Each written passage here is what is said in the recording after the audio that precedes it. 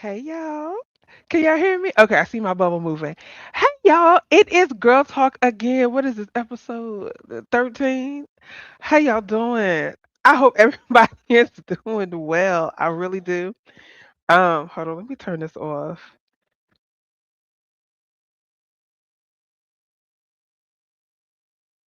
There we go. How's everybody? Okay, we can hear you. Great. Perfect. Perfect. Listen, I do not want to belabor the time. Y'all can tell I'm just getting from church, honey, because only church folks say belabor the time, but I don't want to belabor that, okay? Because I always say time is the most expensive currency that you can never get back, so I don't want to waste it, okay? And I damn sure don't want to waste yours. So we're gonna go ahead and jump right on into this, okay? First and foremost, to the 29 people that are in here, I count it not robbery that you even thought enough of me to swing on through and see what I'm talking about. I appreciate y'all. I really do. Let's get into this roll call really quick. Because I have a few things that I want to talk about that I've been seeing. And I stumbled across something and I kind of want to get you ladies' opinion about it. Okay. But anyway, let's jump right on into this. We have I'm going to assume this is Lady Sparkles under one of her pages. One Queen Sparklers. Hey, my love. Hold on. Let me do this. Let me do this. Let me right. Okay, there we go. Okay, there we go. I'm so ready. Let's go. Hey, Charlie. God, Charlie, there's so much I can say. There's so much I can say about you, but I'm gonna hold off on that. Okay, because you have no idea. You have no idea how much I truly appreciate you. I really, really do. Got my girl Charlie, and then here goes Sparkles from another page. From another page. Okay. This was the first one. This is the other one. Hey, Lady Hey, Lady Sparkles. I hope you. I don't know. It's just something about all of those pages just tickle me for some reason. Hey, Angie. Hey, beautiful. Thank you for coming. Patricia Alexander. Hey, sugar. How are you? Thank you so much for coming. Did I get everybody? BJ. Welcome, welcome, welcome. Happy Sunday to you, hon. Let's see. Oh, thank you. I appreciate that, Toya. That means a lot. Thank you so, so much. Thank you, thank you. All right, I think ooh. Hey, while listening we the hit with the heat impact. Listen. Listen. For my church babies, okay? And those that go to a black church. And by black church I mean Pentecostal, Kojic, Apostolic, Baptist, whatever it is. Okay, this heating pad comment resonated with me. See, because those that are rooted in church and you actually work in the church, July, especially going into August, it's the most stressful time of the year because it's convocation season. Okay, honey, and listen, and I'm just about all convocationed out. Okay, my convocation at my church starts this week. I think Wednesday, Thursday, one of them days. But I've been doing everybody else's convocation services, going and singing and doing everything that I need to do, okay? And after my church convocation, guess what? I'm off from convocation duties until November when my organization has the largest convocation meeting. And I think it's in St. Louis. Church of God in Christ, the international convocation meeting is in November, and I am going to go back out there this year. Y'all pray my strength, okay? Because I may just go out there just to look cute. That's it. Okay. Go find me some vegan barbecue or something around there. But anyway. Okay. Anywho. And I think I got a few women's conferences coming up. Y'all listen. Those of y'all that work in church, y'all know my struggle. So this week is about to be another week of girdles, stockings, singing and standing and jumping and running around in 6-inch heels, honey, dresses, wigs, makeup, lipstick, lashes. I'm gonna need a pocket therapist by the end of the week. But it's all right. It's all right. I look forward to this moment right here because I get to come hang out with you beauties and you gentlemen. So that's the story of my life. Okay. Us ladies go through so much, Charlie. Yeah. We go through a lot. Listen, I walked outside today and I had to question God. I said, well, Lord, I said, why didn't you smite? And yes, yes, I used the word smite. I said, why didn't you smite Eve? Or why didn't that serpent bite her when she reached for that apple or whatever fruit off of the tree that they weren't supposed to be eating from? Because honey, they was walking around naked and unafraid. Okay. But it was when she bit that apple, they realized they was naked. And this because of her, I want to smack her. See, because now we got to walk around with clothes on. Okay. I hate her. I can't stand her. If I can go find where Eve is, I probably dig her up and smack her. Like, girl, this is all your fault. Okay, but then see, I'm complaining, and I vowed to myself that I was gonna get better with complaining. Who else came up in here? Hershey Kisses, welcome, welcome. I think I saw Triple L Sag Nation. Hey, hey, hey. They will never be able to track down Sparkles. Never.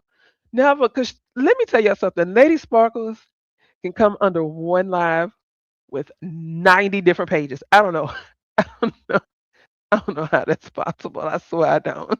Did I speak to Hershey? If not, hey Hershey, Hershey, thank you so much for coming, Toya. I think I got everybody, but no, Charlie, I agree with you, honey. Us ladies go through so much. I step outside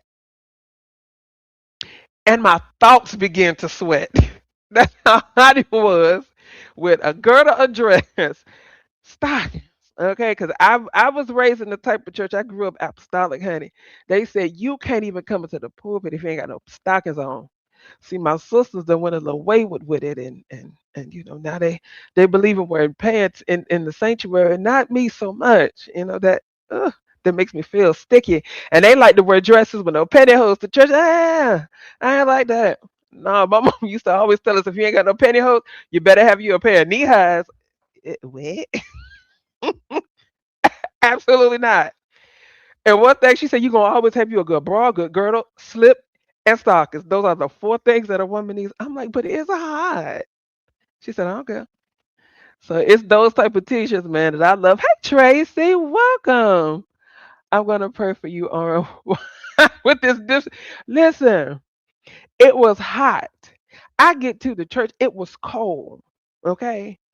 By the time we got done with praise and worship, I literally walked into the green room in the back. I couldn't even speak to the band when we were done. I walked in that room, slid that wig right off, and and sat in front of the fan. My friend is the pastor of the church, and he walked in and he just said, I should have knew it was you back here doing this. Listen, it was so hot. I had Instacart come to the church. I had Instacart come to the church and bring me some zero sugar Gatorade. Listen, it was hot. And then today was one of them Sundays where the pastor just wanted to go around and just start laying hands and folks was just dropping left and right. It was so hot, I got tired of running around trying to cover up folks with sheets. I just put the sheets in the middle of the floor. I said, honey, on your way down, you just grab one and cover yourself. Listen, that's how tired, hot, and ready to go I was. Okay. So they was doing baptism. I said, listen, it's too hot to be outside trying to baptize anybody. Just sent this to the band for next Sunday court. See, and here we go. Text messages already. Band rehearsal, music being sent out. I got to build chords, structures, and everything. Any story of my life. Okay, let's hop right into this. This is what happens when you are a part of two different music ministries. Okay, two. You think she's being contentious? Listen, yes, Instacart. That's how hot it was. I was even about to order a bag of ice. That's how hot I was. I said, listen, if y'all decide to fall out at church today, please grab your own sheet on your way down and cover thine own self because it's hot. And it seemed like the people that was falling out today, their breath was a lot hotter. I said, "Oh, absolutely not, no ma'am. Uh-uh." I was already irritated. Okay, irritated. Girl, I was sweating so bad yesterday. Listen, it's hot. Like this is that type of heat. This is that type of heat. If you remember back in the Bible, I think it was the story of Job, or was it Lot? It was either Job or Lot. It was one of their wives. One of their wives said, "Honey, why don't you just curse God and die?" See, now listen, I ain't gonna curse God and die, but it was so hot. I said to myself, I understand why she probably said that. That's how hot it was. That's how hot it was. Listen, it was in. I'm one of the ones that do dumb stuff in church. I walk up to the pulpit, I grabbed the pastor's electronic fan, and I just stood there and held it. Like, what? Yeah, that's me. I'm the crazy one. Okay.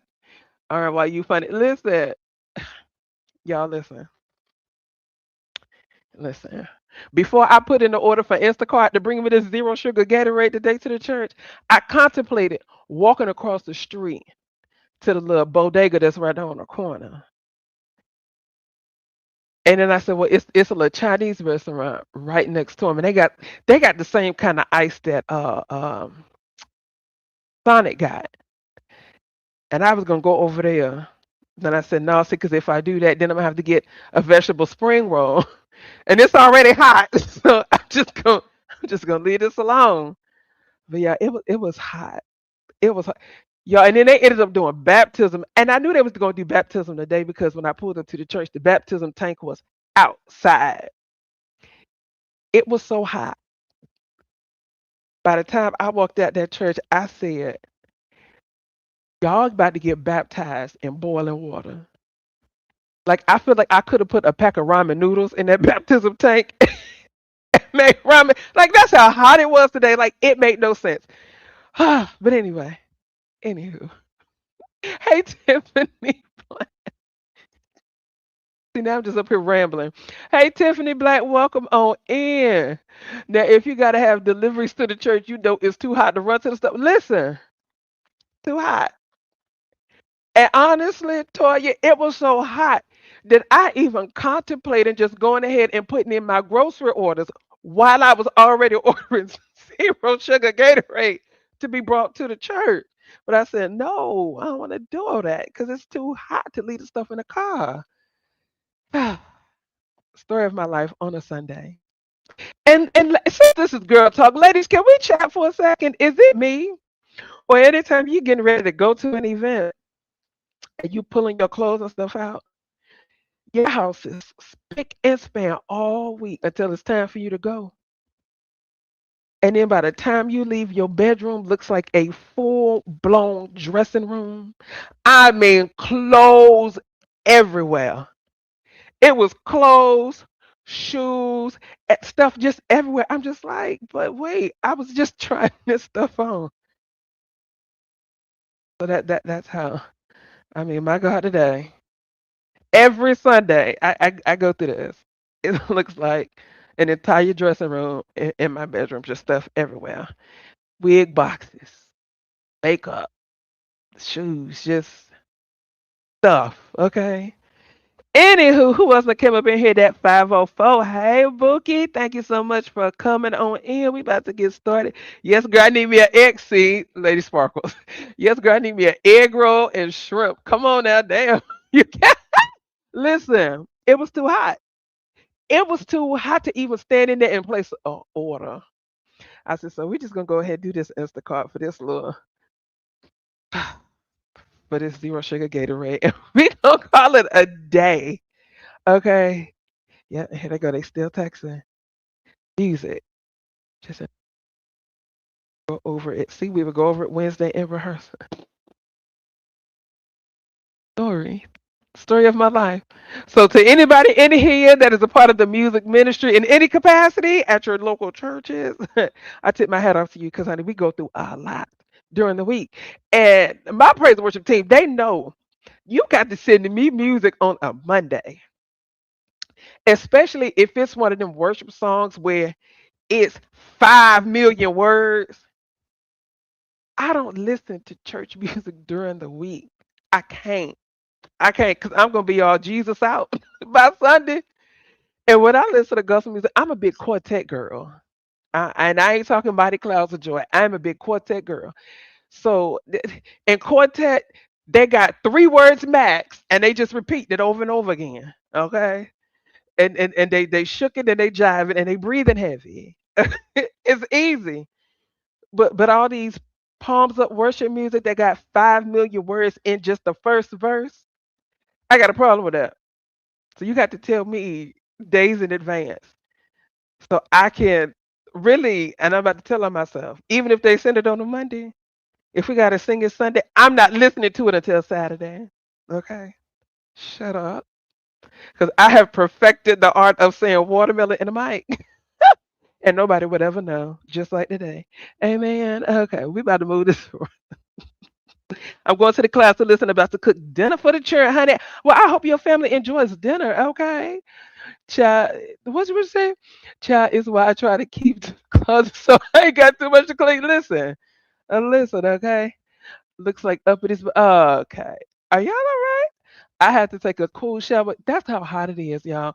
So y'all stay hydrated, stay cool, okay? Because I don't want none of y'all to be out here passing out, okay? Child, I'm ready to cut off all my hair and be bald headed with this heat. Honey, listen, my friends, my friends that really know me, my friends know that when I get too hot, I would do one or two things. I would take this wig off, or I would sit right in church, lift up this wig, and just fan. My friends know that about me. That's why they love me. Okay? They don't talk about me. They laugh at me. They don't talk about me. Because that's what friends do, honey. Friends, they just be like, girl, you know you crazy. But we love you anyway. Okay. So let's see who else that came up in here. Yes, a good song is life. It is. I love me a good song, but I don't like a wordy song. If I got any choir heads in here that listen to somebody like Hezekiah Walker, I have a problem with his music because why is your introduction 20 minutes? I have a problem with that. And then you lead into you put together every big word that you could think of and you put it into a song. I got a problem with that. Like I feel like today's society, like today's church society, our attention span ain't what it used to be. So if you're coming at me with a song with more than 7 words, I need a teleprompter. I do. I swear I do. Cause I'm gonna forget. And I'm the one a lot of people tell my pastor friend, because he tells me every week, like, yo, do you know people enjoy watching the live stream? Because during praise and worship, you the only one up there swinging your hair, jumping up and down, spinning in circles, just shucking and jiving and moving your shuck.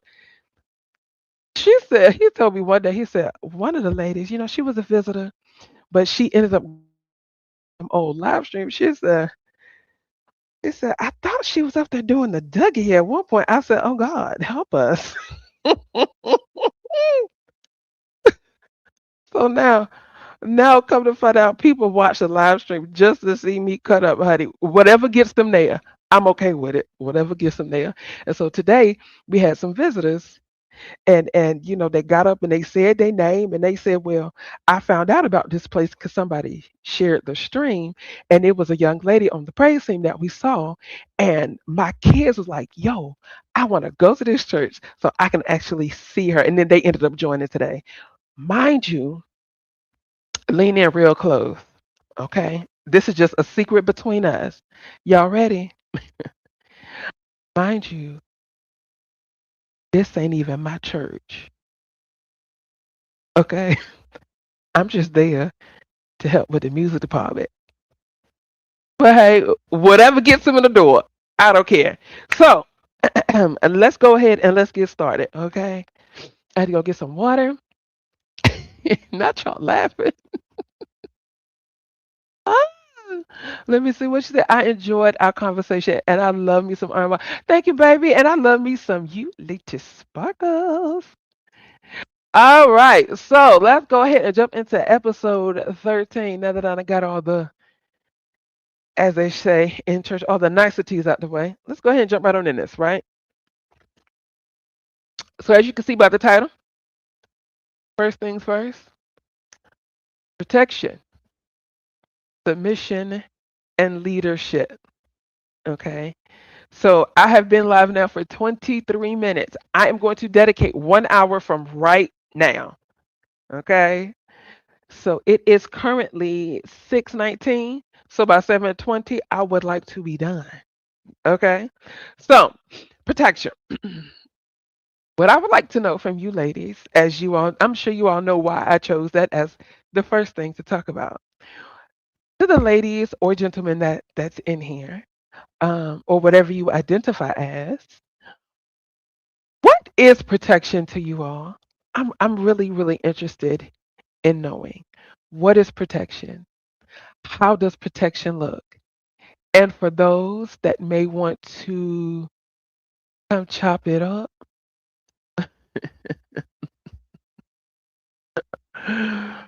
Ah, yeah, yeah. See, this is why I mute group chats as well.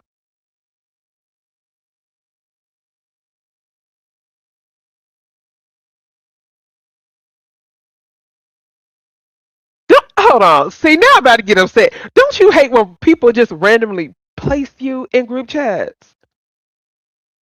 That just, that just really bothered my spirit a little bit. But I can't cut up because before I did, I had to look to see who was in the chat. Yeah, I can't cut up. I can't. Because of somebody that I'm working with in this chat, in this group chat, and I'm not gonna do that. So, what is protection to you all? What does it look like? What does it consist of? What do you require? Let's talk about it, shall we? Lady Sparkle said, "The Lord is my." Whew. Listen, Patricia Alexander, the way I could have hopped up from this table and took off running, because that's the truth. The first and foremost, the Lord is my protection. Absolutely, hands down. Period to the periana to the period, like Official King Payne says. Absolutely. Now, Lady Sparkle says that my protection is knowing my teddy bear. I don't have to get up. I don't have to do nothing. He got it. Okay. Okay. Okay. So, Lady Sparkles, explain to me what that means. I'm really curious to know. What does that mean? The Lord is my protection. Now, while I 1,000,000% agree with that, the Lord is my protection. Wonderful. But in our, I don't want to say carnal bodies. That's so ugh. But in our earthly bodies, what does protection look like? Because I could easily sit here and say, and I could say, well, hey, for me, protection is, I think protection goes both ways. I feel like sometimes as women, we, honey, if nobody else, it's always two people I can always count on. Hold on. Like, How you doing? Yes, honey. I had to call in impromptu. Can you hear me? I Yeah. can. You see me with my white fabulous hat, honey.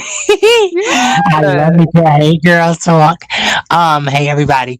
Now what I mean is like, and I definitely love what Patricia said, yes, because the Lord is always. But Hold on. besides, Here comes my other uh, boo. Hold on. okay. Hold on. Did I add her? Hold on. It's me. Charlie. There It's you me. go. Now, BJ, BJ said, do Johnny, you mean from Hey, others or a man? What I mean is by your significant other. I'll put it that way. So hopefully that answers your go. question, BJ. Oh, All okay, right. Go so ahead, Lady Sparkle. hey Charlie, yeah. So what I was saying, when she was saying that, because God should always be protection. For ones that Always. believe, because there are some people that don't believe in God, or whatever they Hmm. believe in, hope whatever they higher power is a protection. But like when you ain't got to get up, you hear a bump in the house, or you hear something mysterious, or you want him to change your tire, or you need him to, do something. He just does it without even you blinking at it. He just does it. A man's man. And that's not to say that a woman can't do a man's job, man can't do, certain things that society say, or what. I think it's just too many rules, it's too many labels. But if we're gonna speak in traditional sense, Yeah, you ain't got to lift a finger. You know, that's what I think. But go ahead, Charlie. Okay. Charlie, what are your thoughts? Okay, for me, protection can look different from many different angles, right? So when we talk about God, we know He covers us in the blood. We protect from everything and anything. But when it comes Mm-hmm. to relationship, right? Mm-hmm. Protection can go both ways. Protection is basically you're protecting that person from danger or harm or loss or something like that, right? So loss of life, loss of limb, whatever it may be, loss of even losing their billfold and keys. Sometimes we got to Mm-hmm. protect our men from losing their minds when they walk out Hold the on. door Hold and on. lost their phone. Charlie. Charlie, did you say billfold? Oh, Charlie, You that's know, old. yeah, I'm old in some ways. Yes, billfold, Oh goodness, I wallet, haven't heard that however song. you want to I haven't say. heard that word in years. Billfold, all Wait, right. what's a We, beer for? Hold a on, wallet. what? It's a It's another wallet. word for a wallet. Oh, I'm Wallet. like, what? I thought you said a beer fold. I'm like, you fold your beer? What the heck? Bill. Yeah, Yeah, basically they I use got that you. word for wallet because bills, Hmm. that's where you put the money, Yeah, billfold. yeah. Yeah, No, I anyways. got it now. I just did the way you said it. I was like, a beer fold? What, they folding Yeah, the a beer before they drink billfold. it? Woo. No, that's not what she. No, I thought she said a beer. Like you drink a Oh, a No, beer. I beer. said Yeah, bill. I I'm said like, bill. what? That is Billfold. very southern, Patricia. Yeah, I it Okay. know just better. sounded That's like beer. down I'm home. sorry, Lady Sparkle. My country I kind got of. you. I actually said billfold, but it did Yeah, probably I heard sound what like you. I that. got you down. But it almost, like they say that, like down home, they say soda pop. They don't say hmm soda. I mean, they say pop. They Everything's don't say coke. soda. Oh, Yeah, they Everything's don't say coke. I soda. Yeah, used I used to get on my aunts in Detroit and my uncles Right. in Ohio. They don't say soda. They just call it. I want some pop. Pop what? Pop Warner, Pop Tart, popcorn. What are you talking about? You been They up said north no, too it's long. soda. All right, why you been up north too long? The northerners. It's just called Yeah, soda. yeah, everything exactly. You is just so coke used down to. here. I don't care if it's Yes, Uh, Dr Pepper, Coca Cola, it's just a Sprite. Coke. It's just a coke. yeah, too. Now Sprite is my drink. That's like, oh, that's such a ladies drink. I'm like, well, I'm lady sparkle, But it's Listen, sometimes I but do not to go admit, too far off topic. Do you know who has the most diabolical Sprite? Why who? is McDonald's Sprite? It's just like drinking battery acid. Oh Like, God. like, why is this so carbonated and so strong? I And when can't it's so take it. flat, when it's flat, sometimes one of them people, I don't know if it's Wendy's, but one of them people thinks it's so flat, it's disgusting. Not Wendy's, I think it's Burger Queen, but A Burger King Wendy's got soda is disgusting. yeah, Wendy's got all the varieties. They got zero Sprite, this Sprite, that Sprite, the rainbow Sprite, the girl, the peach Sprite, the vanilla Sprite. I found I'm out like, oh about damn. those at where was I? Five Guys, and they machines, honey. You can create flavors like what? Wait, what? Oh, I Yeah, gotta you go. can That go in makes there. me You go can get a there. Coke, and then you get like different flavors of Coke, and Oh yeah, everything is different flavors, and it's all touch Firehouse Subs screen. has one of those touchscreen ones too down here, and you can literally get any flavor of Fanta, any flavor of the zero sugars, any flavor of the like Gatorade, Powerades, all that stuff. It's like crazy. Like That they is have Damn. crazy. strawberry Dr Pepper, all kind of stuff. You know what I'm saying? Hey, Hmm. what? I am Strawberry not. Dr. Yeah, Pepper? I am not Well, y'all gonna joking. go yeah. G. there. These touch Y'all gonna screen make me soda go there machines. now. Yeah, You y'all gonna better make me do go. that. Firehouse, PDQ. There's a few of them that have that. It's a drink machine and it's touchscreen and it has Hmm. all kind of flavors. When I say All flavors you types of don't stuff. see in the store, they got all the flavors. I saw a watermelon Sprite one day at one of the. I said, see that y'all get Wait, it. What what? kind? Yes, Oh hell no! watermelon. Now you know I'm be there hooked, honey. It's Cause good. I like It's good. watermelon in the summertime when it's hot. Like I don't I like the like watermelon. watermelon. I like Yeah, I don't like. watermelon. Anything. I can do the drink. Like it's weird. I can do the watermelon drink when it's hot, but I can't. I do not. I can't stand watermelon. But What? Listen, I it's have a crazy. watermelon obsession. I have three watermelons sitting on my counter right now, and I'm gonna I cut them can't up. even That's no That's more. why I said now. All this right, every now hour. your stomach gonna turn into a watermelon. It gonna see. Listen, What I love watermelon. what Now, happens to me? Patricia said, "My husband is my protection, but he's not a man to go back and forth with people. His presence alone can be intimidating." Now, Patricia, I can. understand where you're coming from with that. Because in lieu of what recently happened, right? Um, Over at one of the panels that Envy was on after the competition. Can y'all hear me? Yes, we can hear you. We Okay, muted I'm up. sorry. Everything just went real quiet. So after Mobetta's competition, and shout out to Mobetta because I did hear word that she had an amazing surgery. Everything was good. She's recovering. So Thank thank you, God for Jesus. that. Yeah. I did hear Lady Nika say that during one of her lives the other day. Um, so he was of course attacked verbally. Um, and he said, when I get quiet, ROI knows what that means.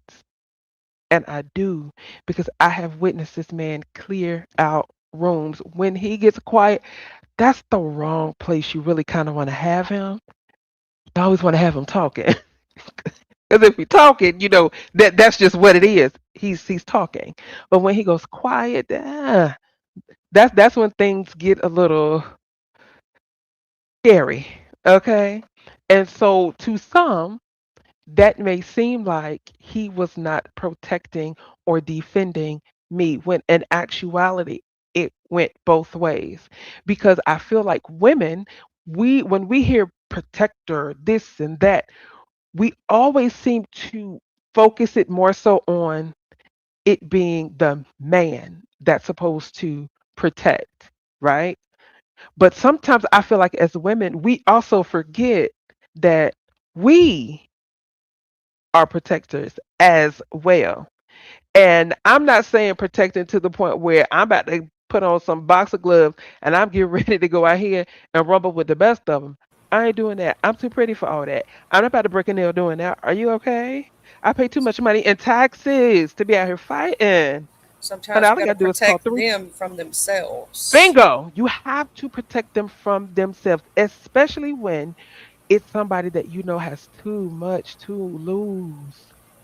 And as a black man, why is that so hard for why is it always it seems like if a woman is protecting a man, I'm not going to even say black man. I'm just going to say men.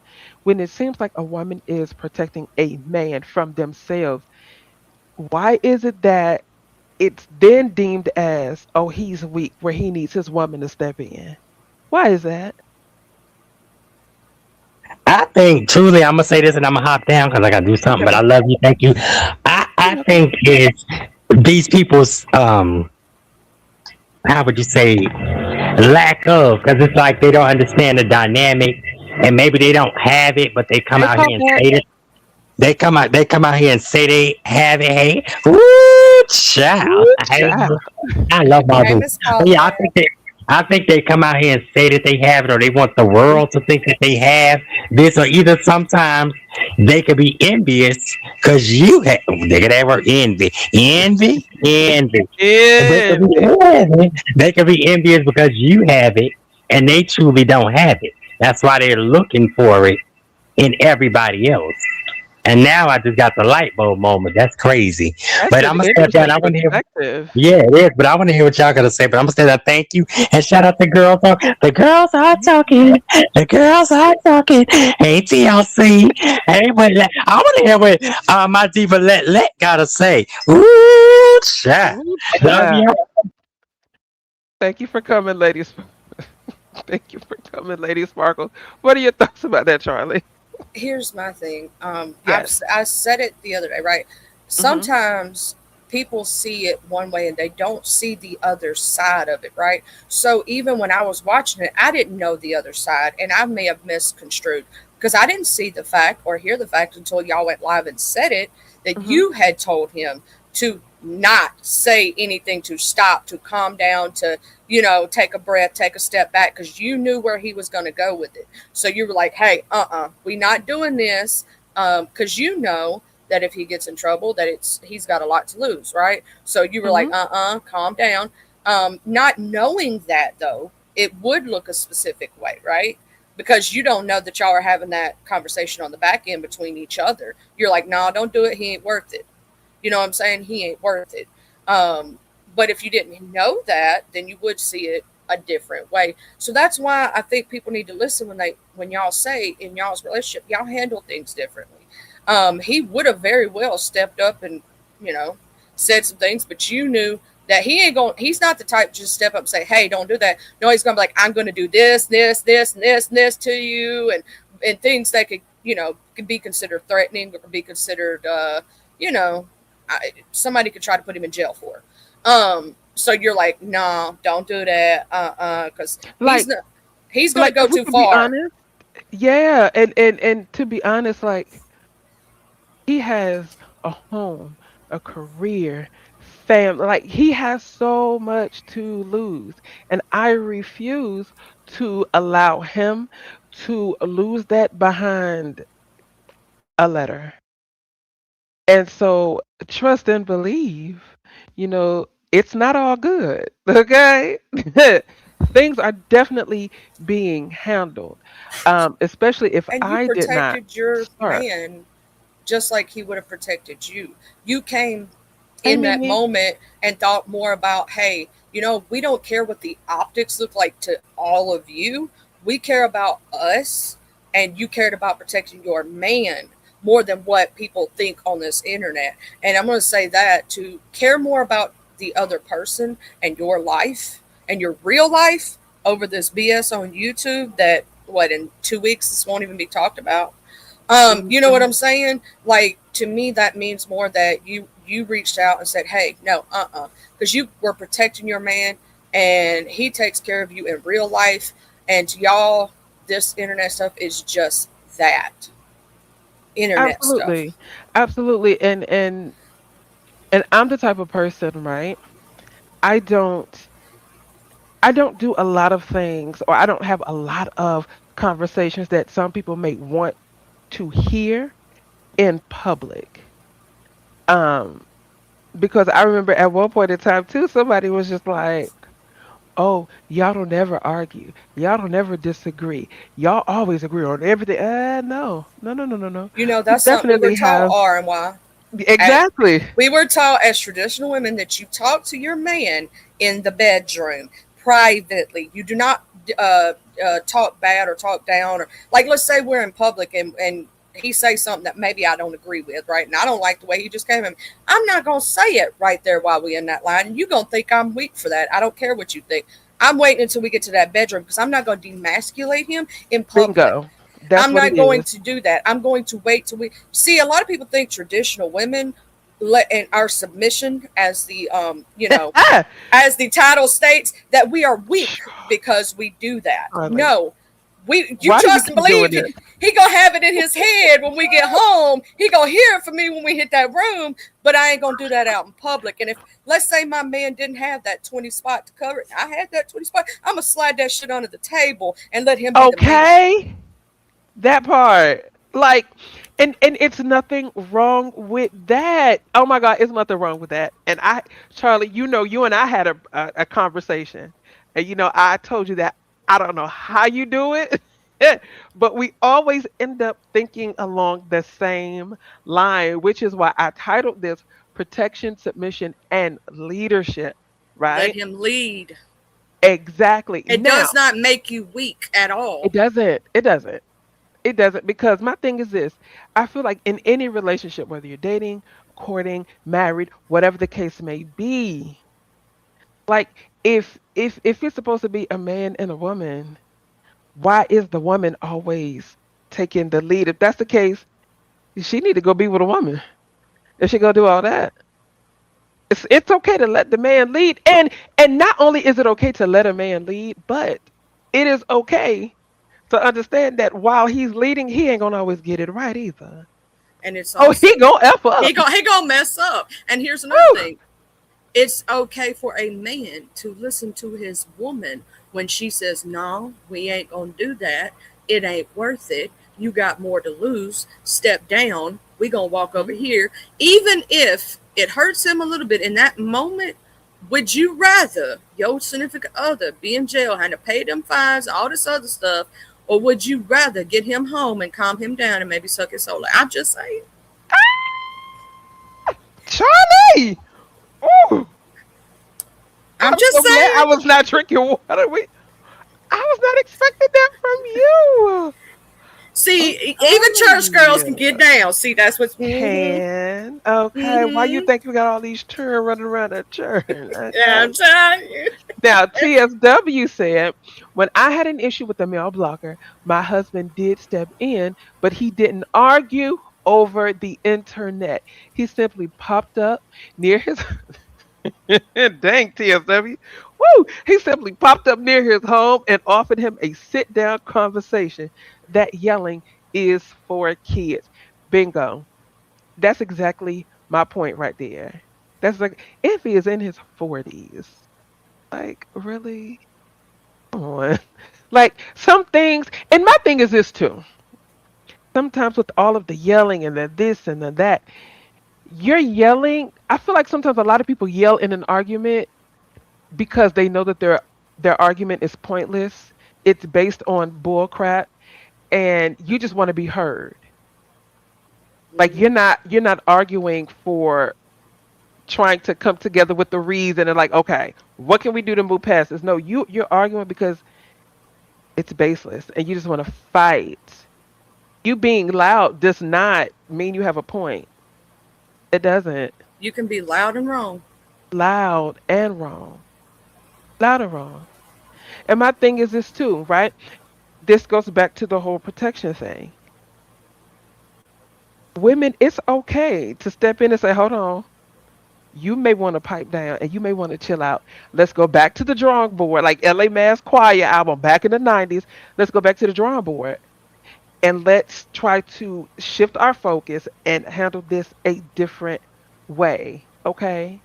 Because trust me, I know Envy well enough to know that anytime I have to tell him, hey, you're doing too much, calm down because you're getting ready to hype yourself up, especially with this most recent situation. Do you know how hard it was for him to have to possibly swallow his pride and be like, okay, That's a a man lot for a man swallowing to their swallow the pride is, pride. woo, it Woo. is a lot. It's a lot.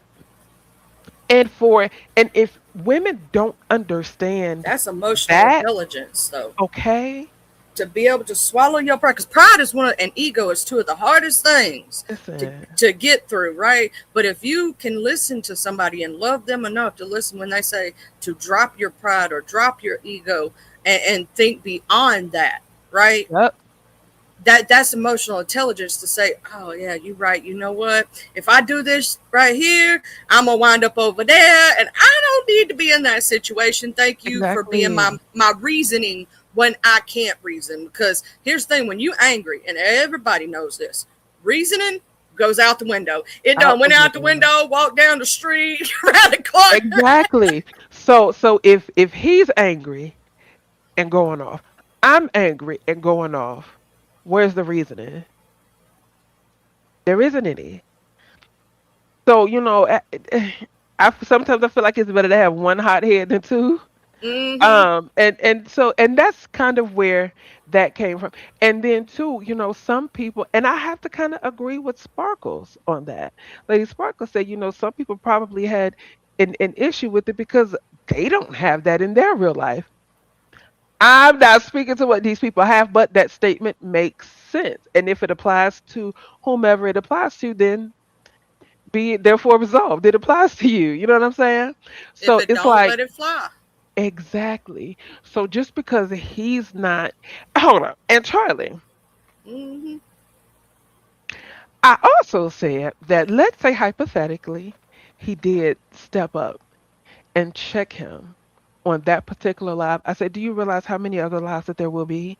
And he will possibly go to those lives and continue that same rhetoric.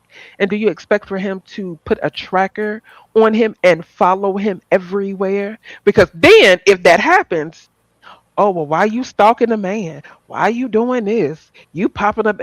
That's stupid. That's dumb. I know for me, listen.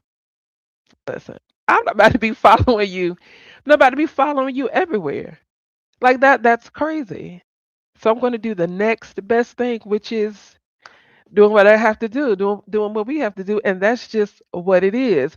Now, that's that on the protection piece. Like, you either like it or you don't. If you like it, great.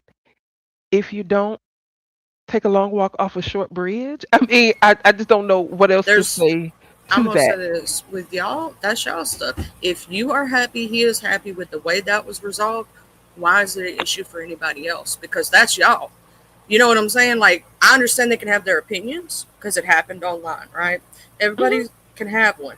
But at the end of the day, if you're happy, he's happy, right? There's no disconnect there. And even Exactly. if y'all did have a disconnect, I very much so doubt you would bring it to YouTube because it's nobody's Absolutely. business. It's none of y'all's business. That's the problem. That's the problem. My mom and my dad used to always tell me and my sisters, "Hey, everything ain't for public consumption." Like, Hmm. do you think at the White House, do you think at the White House that when they have to go into the what is it, the war room or something like that, that they're coming out talking about what happened in the war room? Nope. And the Oh, first rule of Fight Club is don't tell them. okay. But like I'm gonna say this with that situation and everything, that Hmm. is y'all's.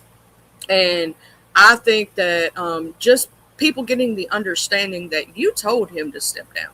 Like if in case like he just let random people come up to you in real life and do that, that'd be a whole nother story. You know what I'm saying? But And this you is the see, we internet, will be having a completely different completely different conversation. And conversation. Yeah. that's why I said, like, where it matters most, which is online. I mean, which is in real life, not online. We touching real grass, walking real streets, having a good time, just enjoying each other's company in real life. To me, that is what matters most.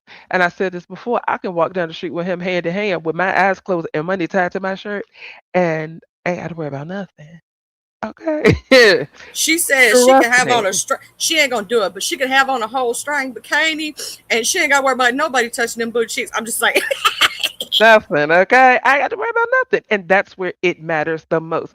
And then to see women say, oh, well, we don't care about him protecting you in real life. What's most important is online. You have to be the world's dumbest idiot. Have to be. And you have to hate yourself that much. I'm gonna say this: my husband only comes around to support and hit those like buttons and stuff, right?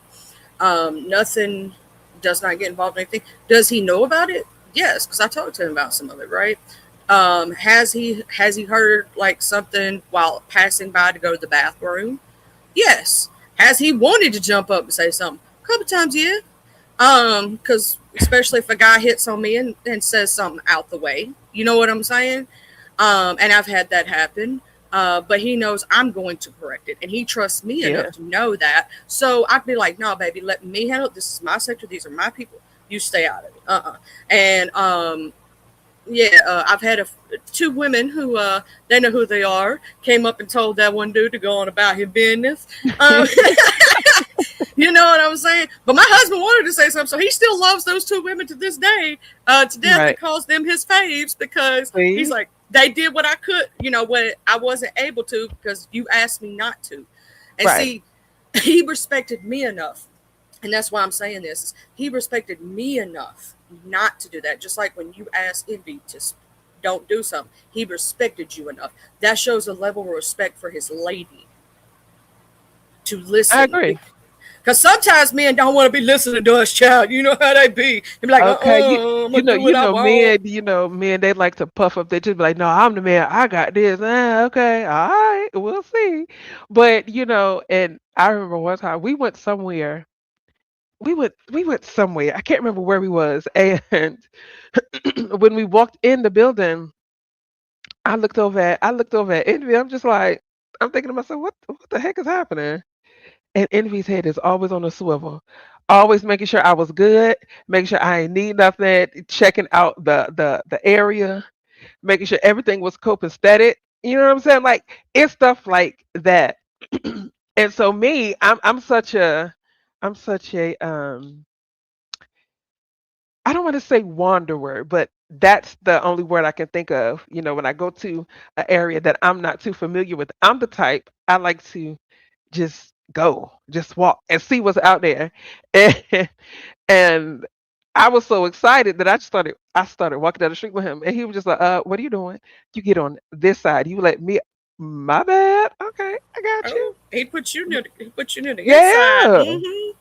Yes, because I'm just like, oh my God, I've never been to this part of Atlanta. Let's see like what's over here. And and then when we walked into the other building, well, this is the first building that we walked up to. It was some guy that was standing outside. Now, mind you, honey, I'm out there looking cute, okay, in my black dress and my black thigh high boots, honey. You couldn't tell me nothing.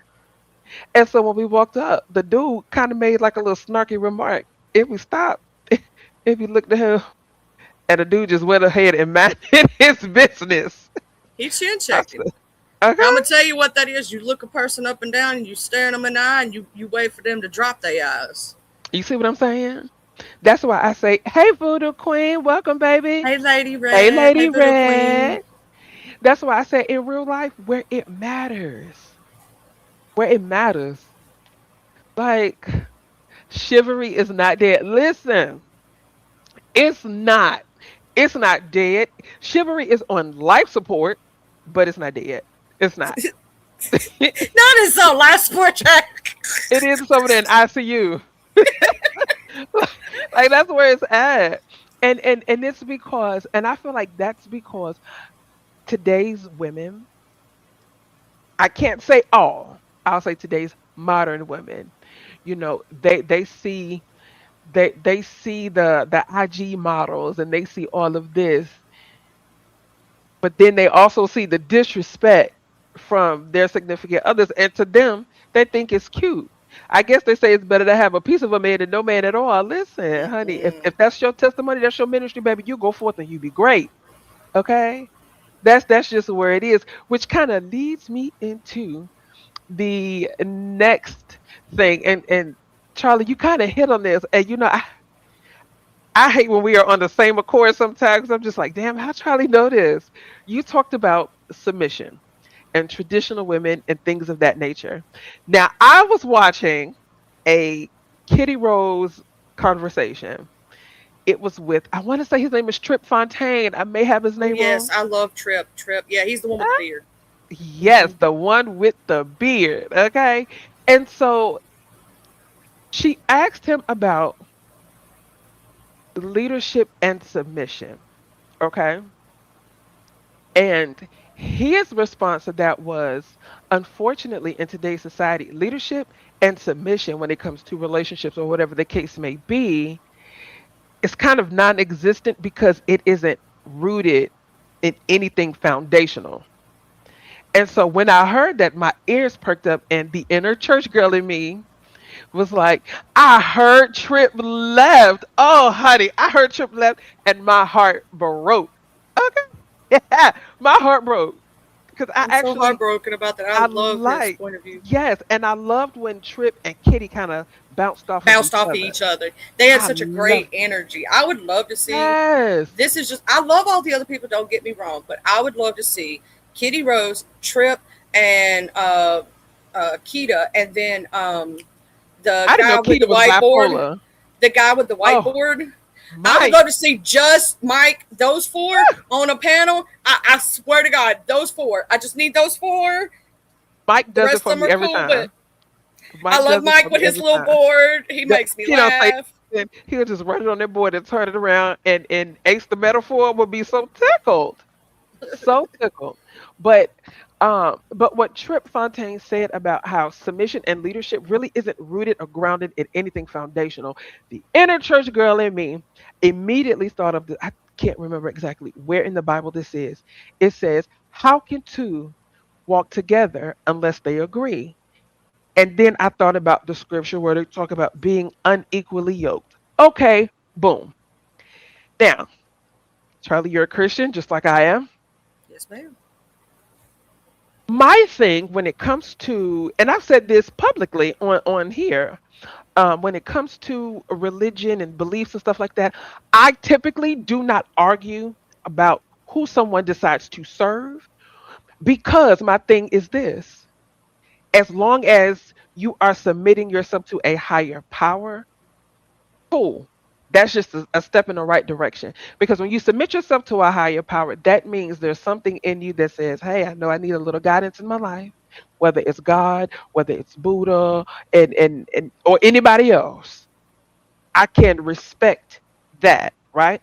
So when it says how can two walk together unless they agree, but what if one person believes in God and the other person is Catholic, or maybe they're Muslim, or whatever the case may be?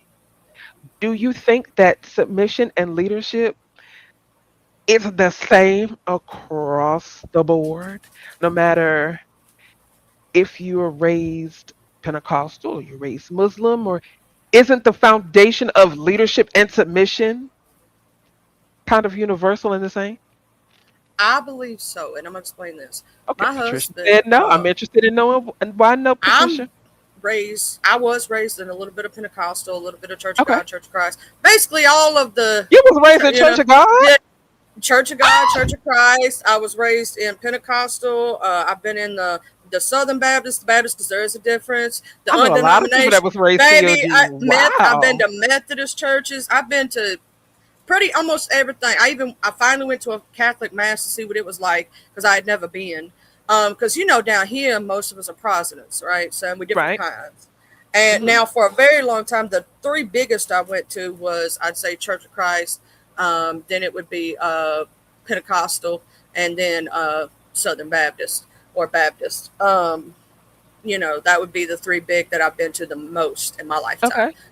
But I've been to all different kinds. My husband was raised Catholic because they Oh. from New York, and New Yorkers, a lot of them are of Uh, the Catholic belief. They don't have many yeah. Protestant churches. When I say they don't have many, I mean it's In like New one or York, two. no. Yeah, and they have a lot of Catholic churches because a lot of people there are either Catholic. There's a lot of Judaism and things like that, Hmm. and just different things. But they don't have a lot of like regular Protestant churches. When you go to look for them up there, they're very few and far between. Because he loved it when he finally went to the Baptist church for the first time up there. He was like, "Oh my God, this is so awesome!" But he lost his belief in God along the way Oh wow. and went on a path of paganism. Okay. But wait till you hear the story. You got to finish the story. Along the way of me knowing him all those years as best friends, um, I have strengthened or got him back to his path to God, and that's why he started going to the Baptist church and got baptized. Never got he didn't get baptized. He got baptized and whatnot, and I'm the reason that he went back to God. And he will tell Wow. you that because my faith is so strong, seeing me, made him lead back. I think it can. You know what I'm saying? And I think leadership can come from both parties, not just the man, right? But I think that leadership from men and leadership from women look different. We lead the house, right? We lead the caring. We lead the safety of a house, right? Like the love and the caring and the things like that. They lead outside of the house. That you know what I'm trying to say? Like they lead. Um, I'm trying to make sure I explain it correctly. Like they lead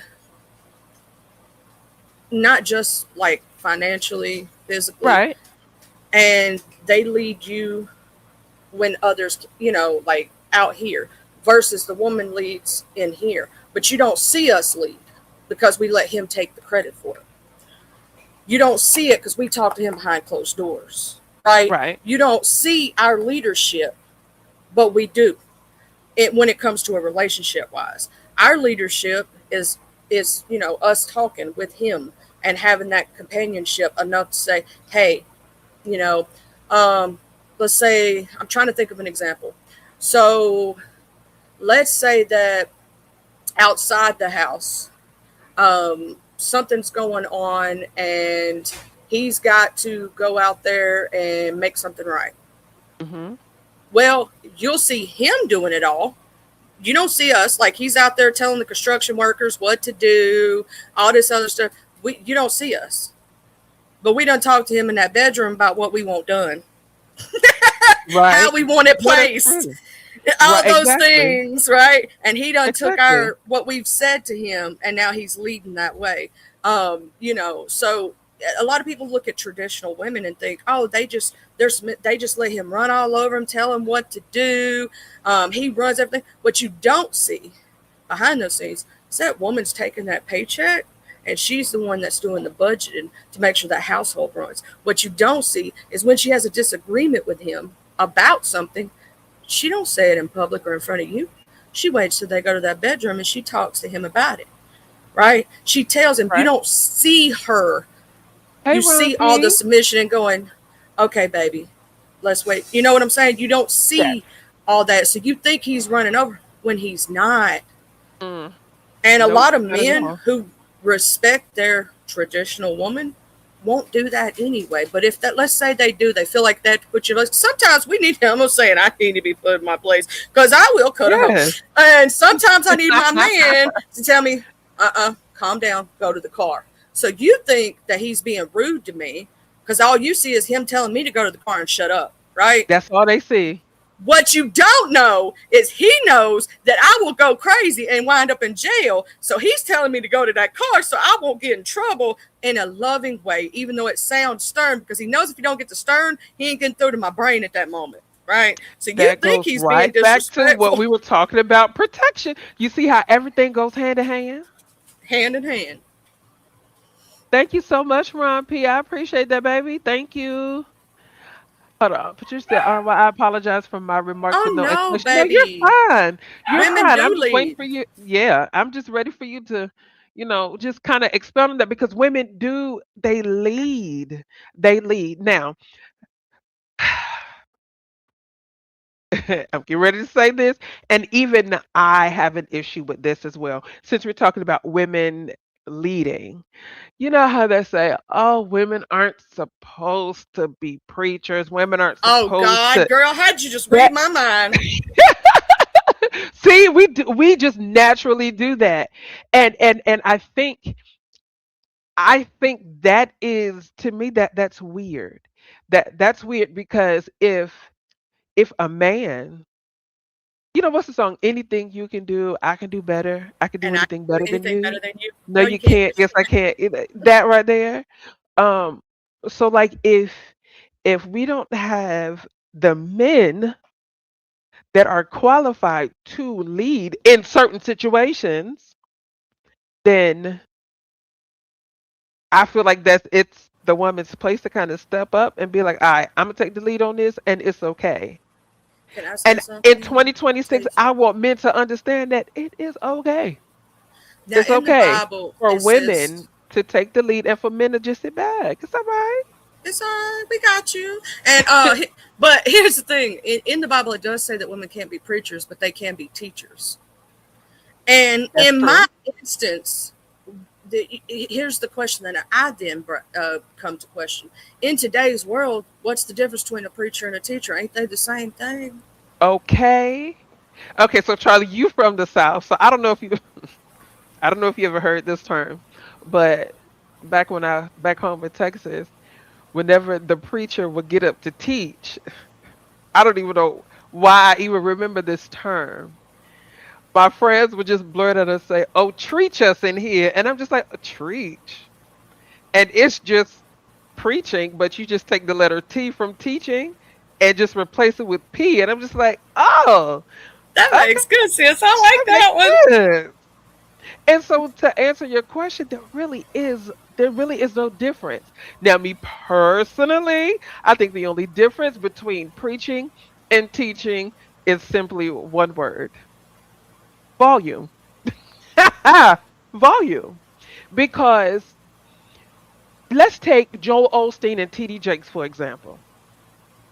Joel Osteen is corny as heck, and he's a teaching pastor. He'll open up with hey, hey, church, knock, knock, as if it's really funny. But he can say a knock, knock joke just as calm as day, and the message will still come across. TD Jakes can get up there and scream knock knock to the top of his lungs and have a Hammond B3 organ with all of the drawbars pulled out with Twinkie Clark. weighing out that organ while he's preaching, saying the exact same thing. So the difference between a teacher and a preacher is just to me simply volume. That's it. It's all the same thing. So And if a woman can teach, then a woman can preach as well. And now if we could take it a step further, if a woman can teach, then a woman can lead. mm, see how it all leads together, You y'all. see what I'm saying? Joel tries to seem good and timid, but he had that. listen, Lord, listen, baby, baboon booty. listen, Ooh, chat. listen, listen, That's some messy baby. church He stuff had right that money. You know, oh God, I don't know why I thought about this, but when I saw that money, the money thing in the wall, it made me think about that episode of Wildin' Out there. when it was Michael Blackson, and I think he was dragging DC Young Fly, Oh, I and then love he DC Young said, Fly. "Oh, he's funny." Michael Blackson in this episode of Wildin' Out said, he said, "Bruh, you look like you don't even got a checking and savings account." He said, "Your checking and savings account is moving money from one pocket to the next." And so when I saw that money in that wall, it made me think about that. Like Joe Osteen, you are a millionaire, dude. Why is this money in this wall? Why? That's crazy to me. Like, what if the church burnt down? You know what I'm All saying? your money gone, gone, gone, gone, Okay. gone, gone, gone. Because I don't think the FDIC can insure like paper cash in a Mm-mm, wall. Like mm-mm. that's It crazy has to to be me. in the bank, baby, in the You bank. see? Thank you for dropping Charlie's But when channel, they Ron. when they trying to run for the taxes, that's why they got it in the wall. Ooh. Honey, and that's why Brian Connor, the position he in. Let me not talk about him because he just lost his daddy Wednesday. Prayers out to Brian Carr and the entire Carr family. I know how it feels to lose a father. Trust me, okay? Notifications. Thank you, boo. So yeah, so that's what to kind of answer your question. Can a woman, if a woman can teach, then why can't a woman preach? I believe she can. I believe she can. Um, I because believe as I long feel as like she even knows. even if you're teaching, you're leading. Yep. Because when a teacher in school teaches, it's kind of leading the students down the right path. So I think in that aspect, hiding money is the only reason. And listen. I'ma call it out. Brie is overly invested in the story. What do you mean? What do you mean by that? And if she is, God bless her. I'm like, I don't care. The word of God says, seek God for yourself because man is fallible. Listen, talk about it. Okay, talk about it. Man is fallible. Absolutely. That's why I Uh, say, seek out your own soul salvation, or work out your own soul salvation with fear and trembling. whether That's you another go to reason why I church or don't not, argue because the Bible as also says let the wheat and the tare grow together and he'll do the separating. We got to stop trying to do God's job. That's his job to separate. Okay? mm-hmm. And the church say amen. Okay, sorry. Okay. Had a You moment. good. Joyce Myers was doing good to all that pleasant baby. Listen, I miss old bell pepper nose Joyce. Listen, Joyce from back in the day, amazing. Paula White from back in the day, amazing. Honey, now they done got this money and stuff get to their head. And I lead all when day at work, so it's a relief to have someone else lead at home. And I'm glad you went down this route too, because Charlie, let me ask you this: Do you feel like a leader? Do you feel like a leader is any less than if they say, "Look, I'm tired. I'm tired." I think both parties in a relationship are a leader or a follower at one point, and you Mhm. both should be able to take both roles, right? Because there's going to be times when your man is tired and he needs you Yeah. to lead. There's going to be times when your woman is tired and she going to need you to lead. And I believe that both to make it a whole, right? To make it to what, because as parents, right? Let's break it down to the parent situation. Both parents need to be involved. Both parents need to lead the children, not just one parent, both. For a well rounded child, they need both. You get what I'm saying? Hmm. And the both parties have to be on the same wavelength, or there's going to be miscommunications. There's going to be Agreed. a child who thinks they can get away with something with daddy and not mama, vice versa. But if your parents are on the same wavelength, like I'm gonna say this, I tried it as a kid. I don't know how many of y'all tried this stuff, but I know I did. I tried What? to play my mom and daddy against each other, saying, Ooh, going to yes. ask one or the other, and they both give you the same answer, and they ain't even talk about it.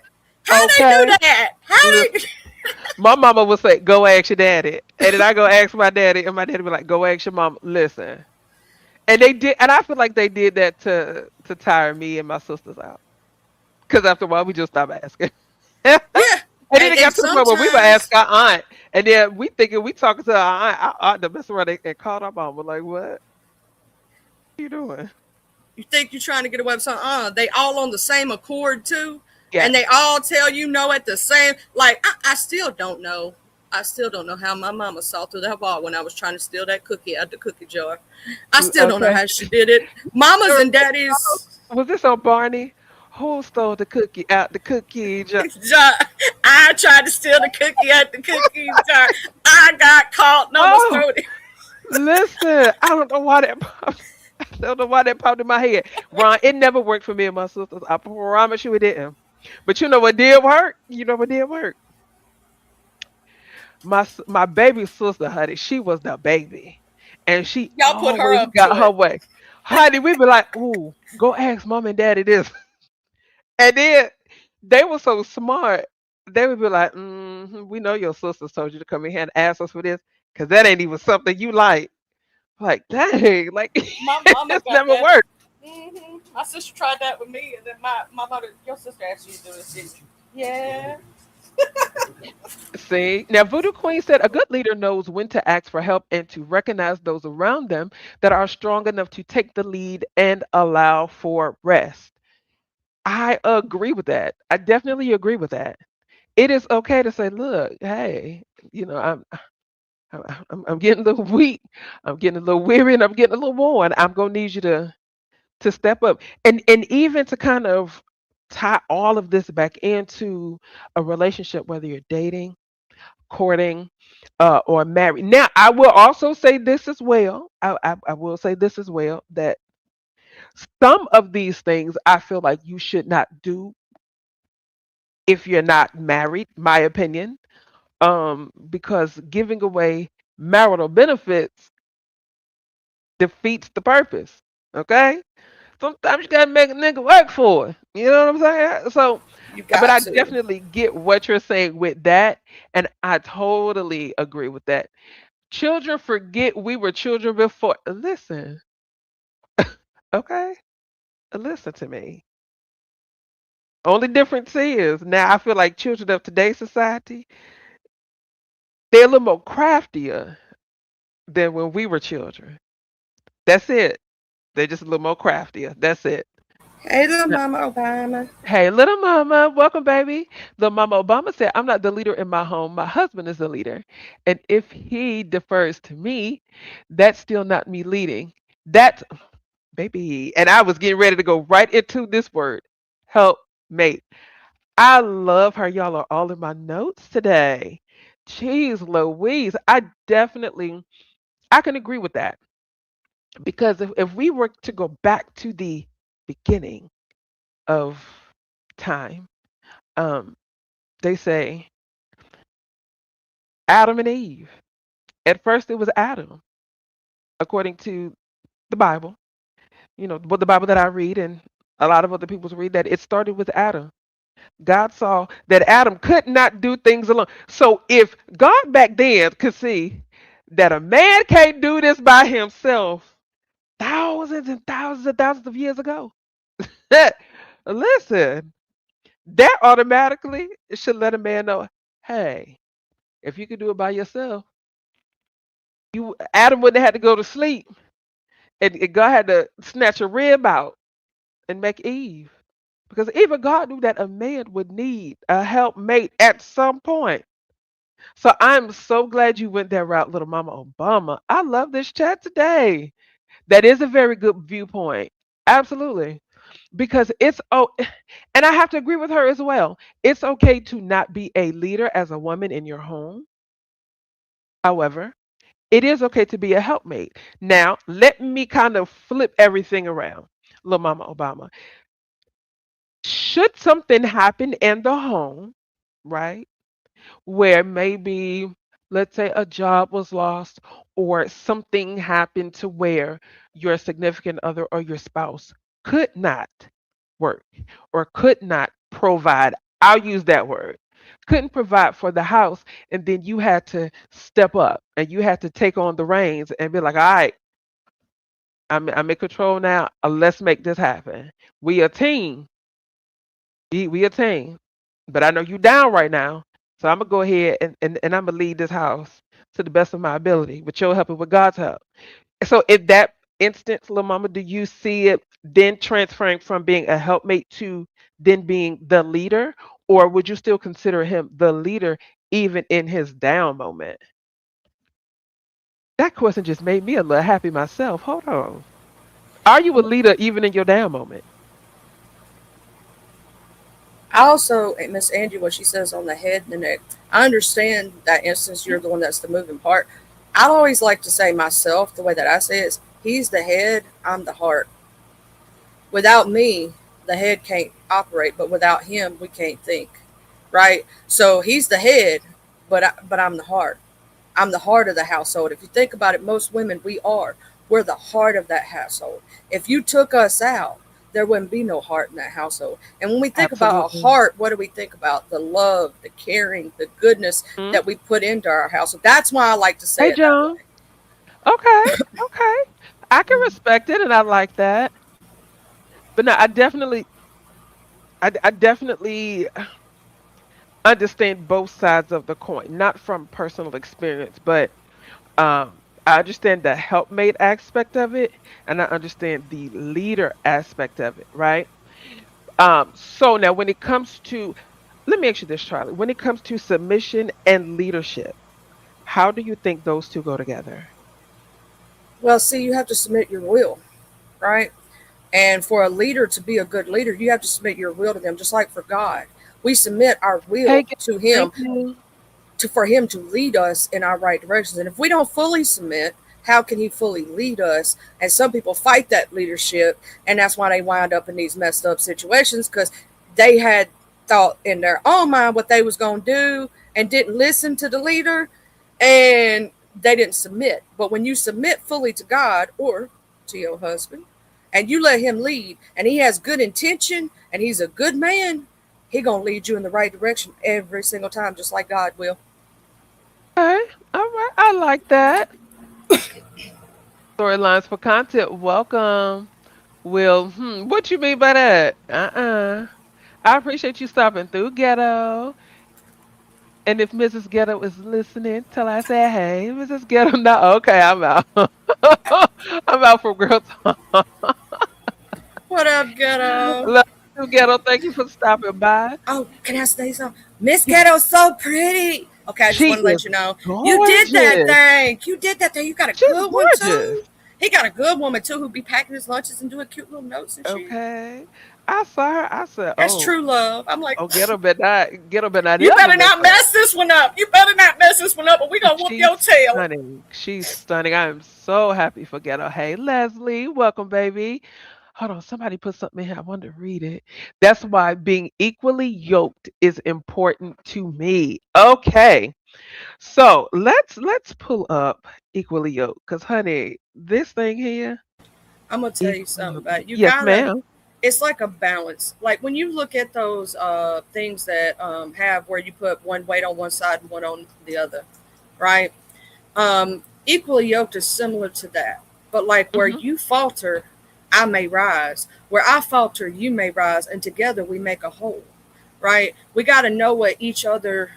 When you sit down to have that conversation to be with somebody, you got to make sure not only the bedroom stuff is talked about, but what you want in life, how you both think, Absolutely. what your beliefs are, what you want, will you accept, will you won't accept.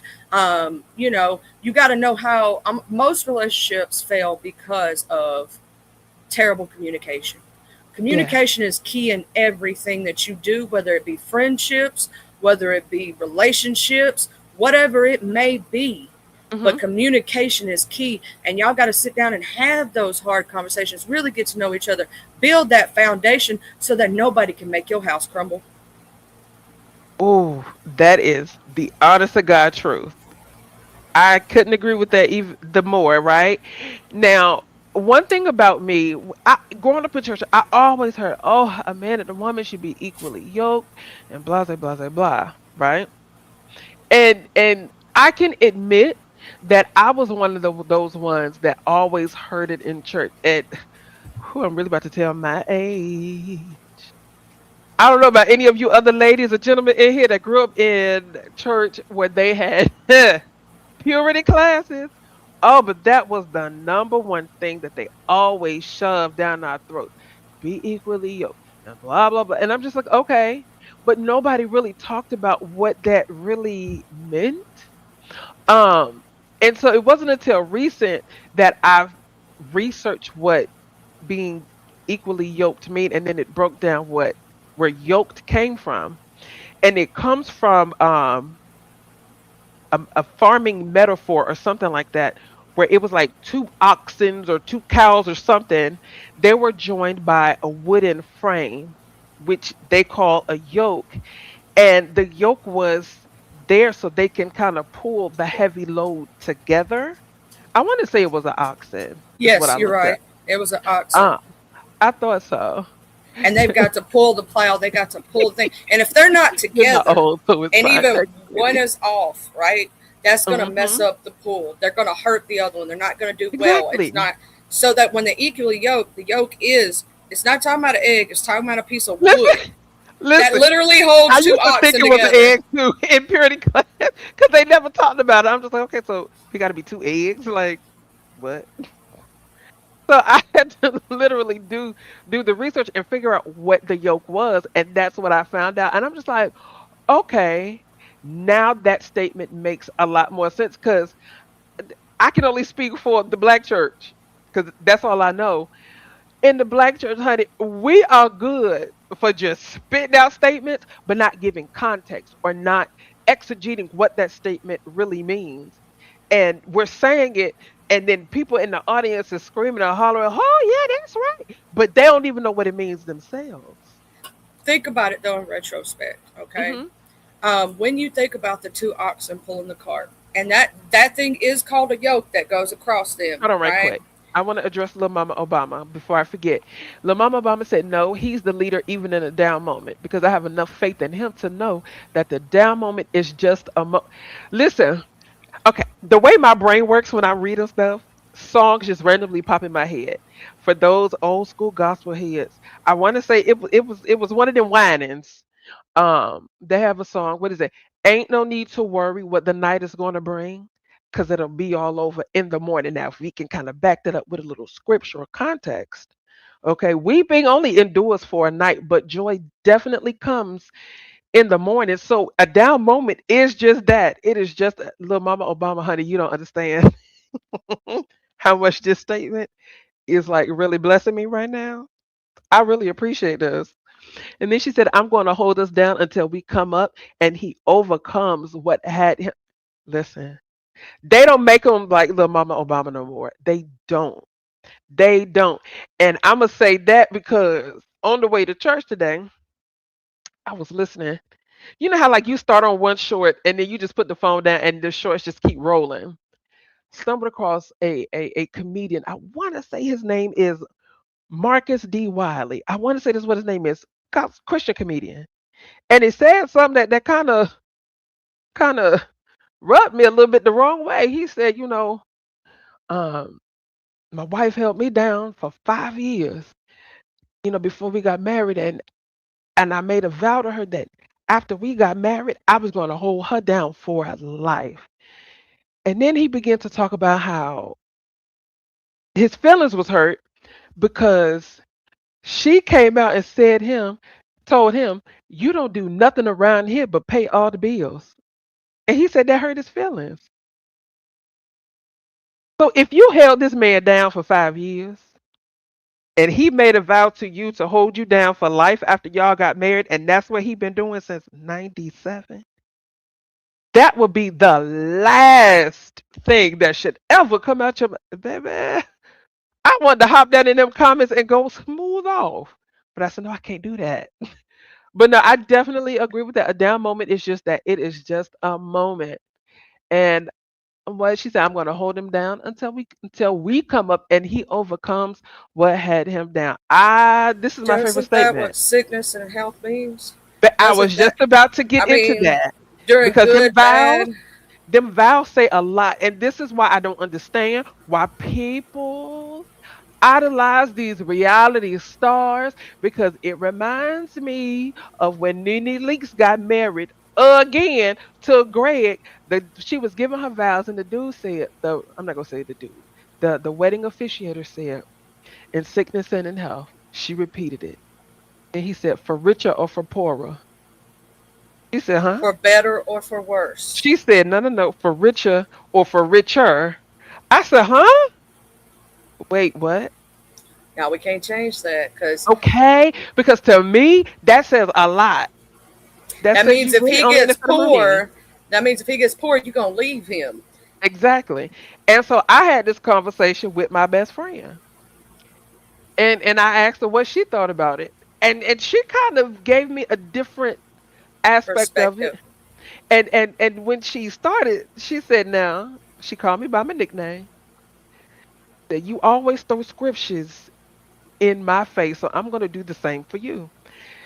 He said, there's something in the Bible that says to speak those things that are not as though they were, and your tongue, life or death is in the power of the tongue. And I'm looking at her, I said, girl, I said, Shell, girl, where you go over there? She Speak it said, into maybe she existence. said for richer or for richer because she doesn't want to speak poor over her marriage. I said, I Ill said, I'm going to into let you have that one. existence. I said, I'm going to let you have that one. Because I wasn't But why thinking did she about it that change way. only that one though? Is my You see what I'm question. saying?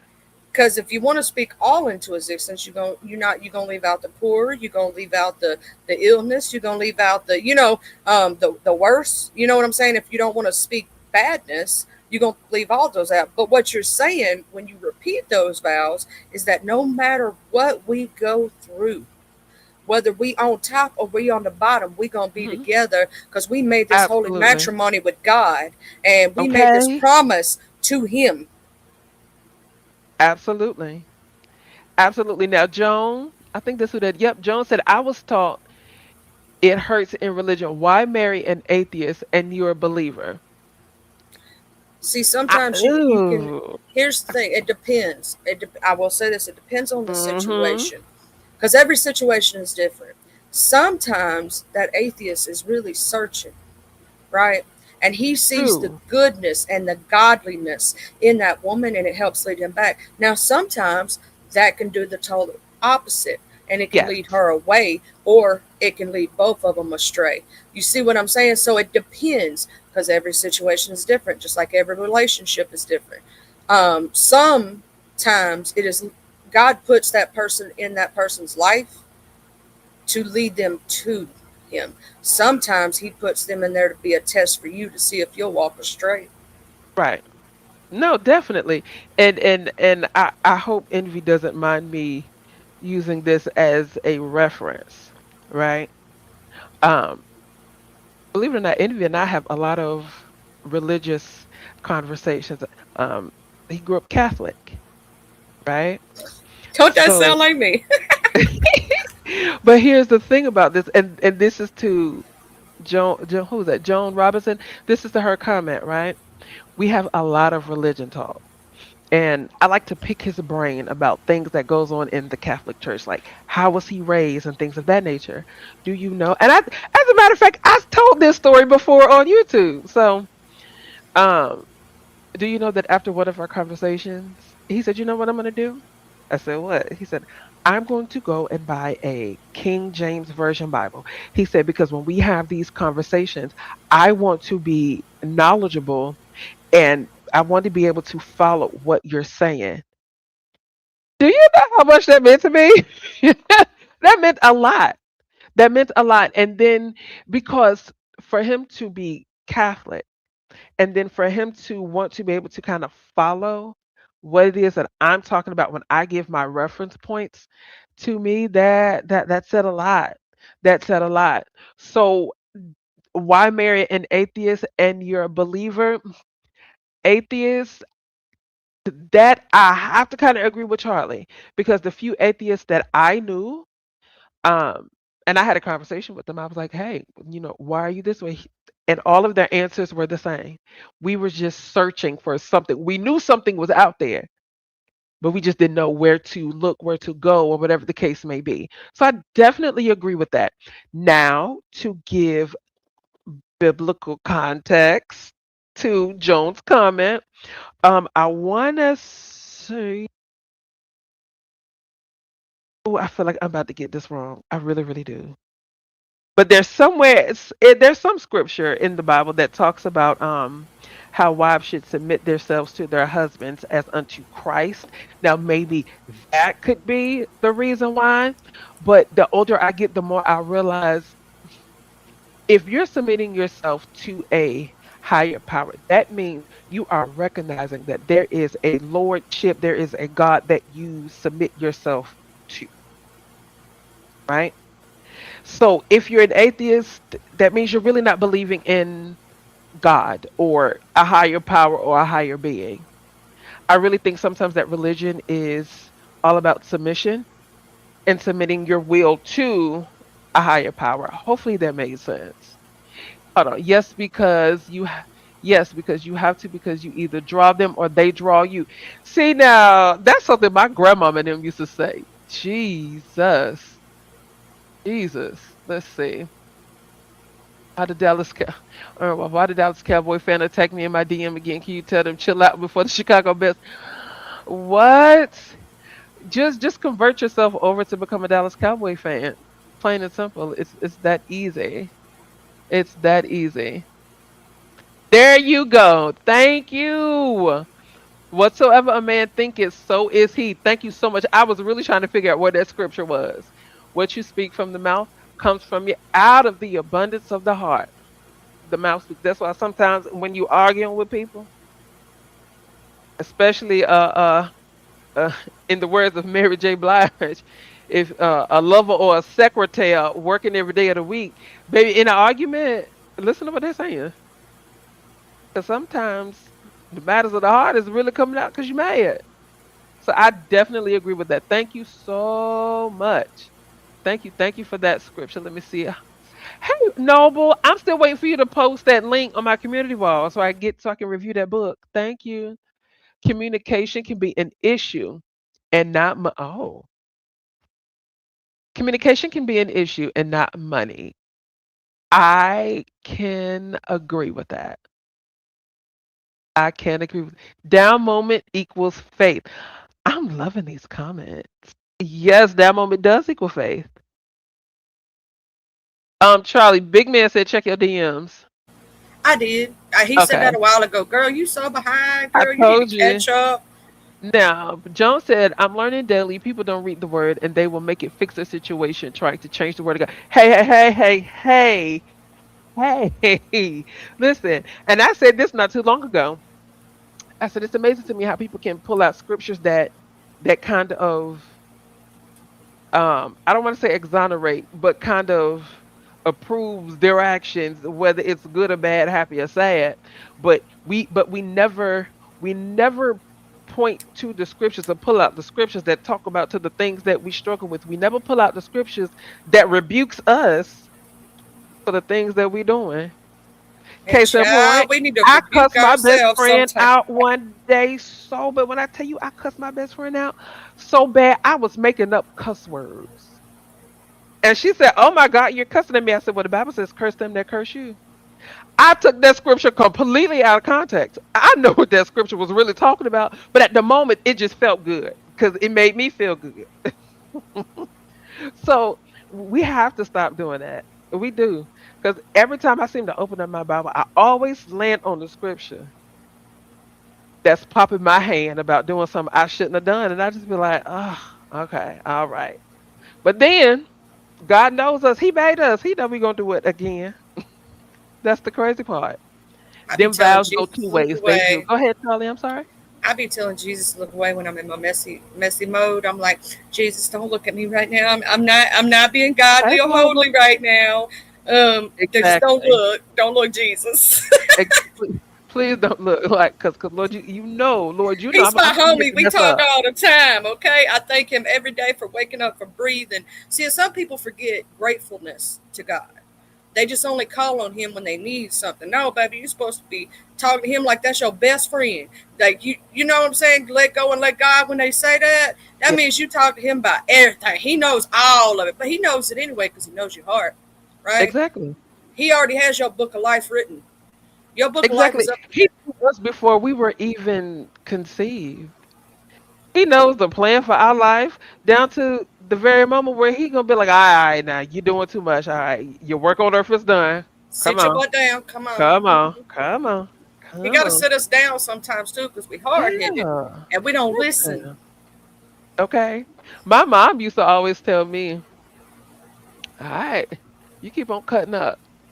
She said, she said, the Lord told me to tell you that a hard head make a soft tail. I'm just like, what? She said, live a little bit. You'll find out. And baby, the older I got, the more hard headed I became, and the more real that statement came to me. I'm just like, okay. I said, all right, Lord. All right, all right, all right. Like, ease up off of me now. But then I said, no, no, no, don't do that. Because I'm going to need you in like 5 minutes. Okay. Now, God is the head of the man. If he submits to God, then he will know how to lead family. I agree. Now, ladies in the chat, gentlemen in the chat, Charlie. So, with that being said, what about those people that are getting married that aren't Christians, or they don't have any type of religious foundation, Here, and the marriage is it's wonderful. Everything is going good. here's the thing. Most of us don't even realize that a lot of our moral compass that we have, right, and that we think of is of God, if you think about it, right? Even atheists, when they have a moral compass, a lot of that is the Ten Commandments. A lot of that is from the Bible. You know, thou shalt not ill. You know what I'm saying? Hmm. Uh, a lot of those things that, we know of the Bible, they know too. Even if they may not follow him per se, they still follow a moral compass. And as long as each person, like, I'll say this, I've seen people who have totally different religious beliefs, totally different political beliefs be together and different Oh yeah, in a lot of different ways. But absolutely. that doesn't affect their relationship because they're both so strong in whatever belief system that they have that nothing can shake it. And they, as long as you have commonality in your morals, your ethics, and things like that, and how you communicate with each other is Hmm. good, you can still make it work, right? Absolutely. Now, do you want to find somebody that you know you can spend eternity with from here and the afterlife? Yes. But sometimes, it's about that. And like I've said before, in some situations, sometimes God sends us somebody in our life so that we can be that person for them. Sometimes He sends us people to be a lesson, right? And so, not every relationship that works out that is like that is going to work out. It's not meant to. You were put in their life to teach them what God's people are, but they led you astray to see if you could go astray. And then sometimes you're led in their life to lead them back to the That's path. true. That's So, very true. it's how you were supposed, every person you meet, I've said this before, whether good, bad, and indifferent, was put in your life for a reason. It's a teaching aspect of your life to turn you into the human being you're going to become, whether it be good, bad, and different. Now, do I wish I could take away pain from people and trauma? Oh yes. Yes. But if they didn't have those experiences, those bad experiences, it would change who they are and shape them into another person. So, whether you've had really terrible things happen to you in your life, Mhm. think about what it led you to become and how good of a person you are and how it molded you and changed you. And if that did not happen, would you still be that good person? Would you be a true believer? You know what I'm saying? Because of those things. That's very, very true. And even though I'm in the beef sector, baby, let me tell you something. I love my God and I make no apologies about it. I am out loud and in living color a Jesus advocate. Let me tell you something. I don't always get it right. And after I have to cuss a few folk out, trust and believe when I get off of my computer, I have to deal with that because conviction sets in. Sometimes I just, and I can admit, sometimes I push that conviction to the back of my mind and be like, well, they asked for it. So, care. I don't care. But later on down the line, I'd be like, all right, that was wrong. And that kind of ties into this comment on the screen. Because we all have a moral code, their right and wrong looks like the Ten Commandments. And here's my thing. And Charlie kind of hit on this a little bit. And while she was talking, it, what is it? James 4 and 7. Is it 4? No, 4:17 actually popped up in my head. And this was the one scripture that my mama and my daddy quoted to me religiously as a scare tactic. This was before a beyond scared straight. This was before any of that. They used to always say, to know right, but to do wrong is a sin. And they'll just leave it right there and walk off. I was like, okay, you ain't got to keep reminding me. I know what I'm doing. I'm grown. Okay, I'm grown. This is when I was a kid saying I'm grown. But that is one thing that they always reminded me. To know right, but to do wrong is a sin. So definitely aren't why hell no bears. Oh God. Hey Jay, welcome, welcome. Let me see. I'm trying to catch up in this chat. Mama Global's up in Oh, the chat. this is a good question. And I actually want to do some research on this because I do want to talk about that. Can you do me a favor? Can you screenshot Message. that right there? Okay, I got Yes, you. Go ahead and because I send it to me. definitely wants to talk about that. My family consists of Christians. Oh, I'm sorry. Did you get it? Yeah, I got it here. You got it. Okay. My family consists of Christians, Jehovah Witnesses, Muslims, so we don't discuss religion at large. Okay. So I had an uncle, and to me, this uncle was weird, and I always tried to understand why he always wore a bow tie, and he was just weird. See, because my mama's side of the family, they from Detroit, and they grew up AME, okay. But I have a great uncle I did not know was a Muslim until I was like 20 something, and so he recently passed away. He lived in Bowling Green, Kentucky, okay. Lived in Bowling Green, Kentucky, and he was Muslim.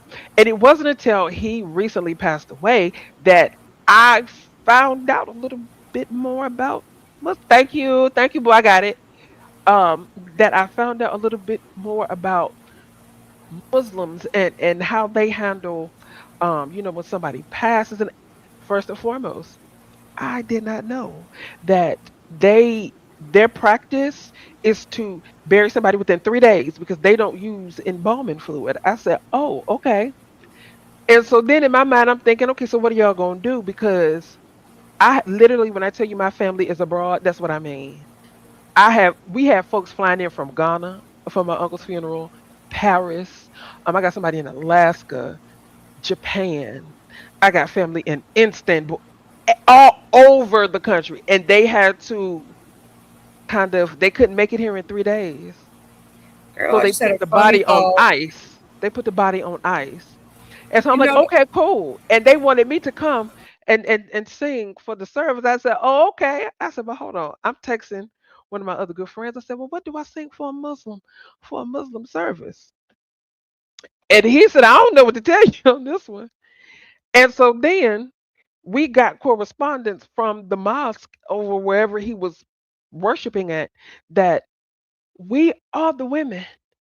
The service was going to be outside because we weren't Muslim, and we had to put on the Muslim attire. It's summer. Who about to do that? So I'm like, all right, whatever.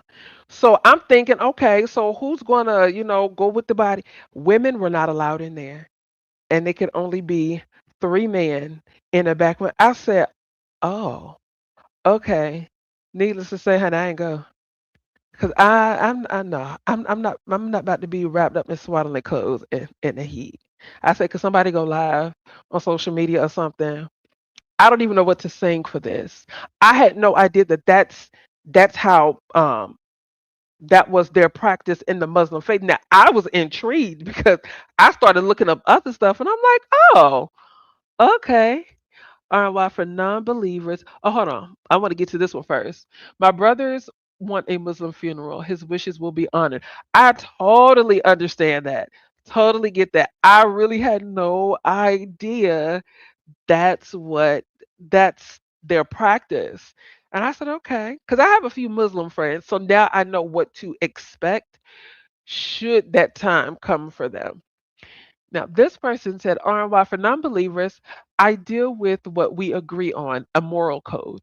It's just that my moral codes are confirmed by scriptures, precept upon precept, line upon line, Storylines. Let me precept just put my upon hand in the precept. air.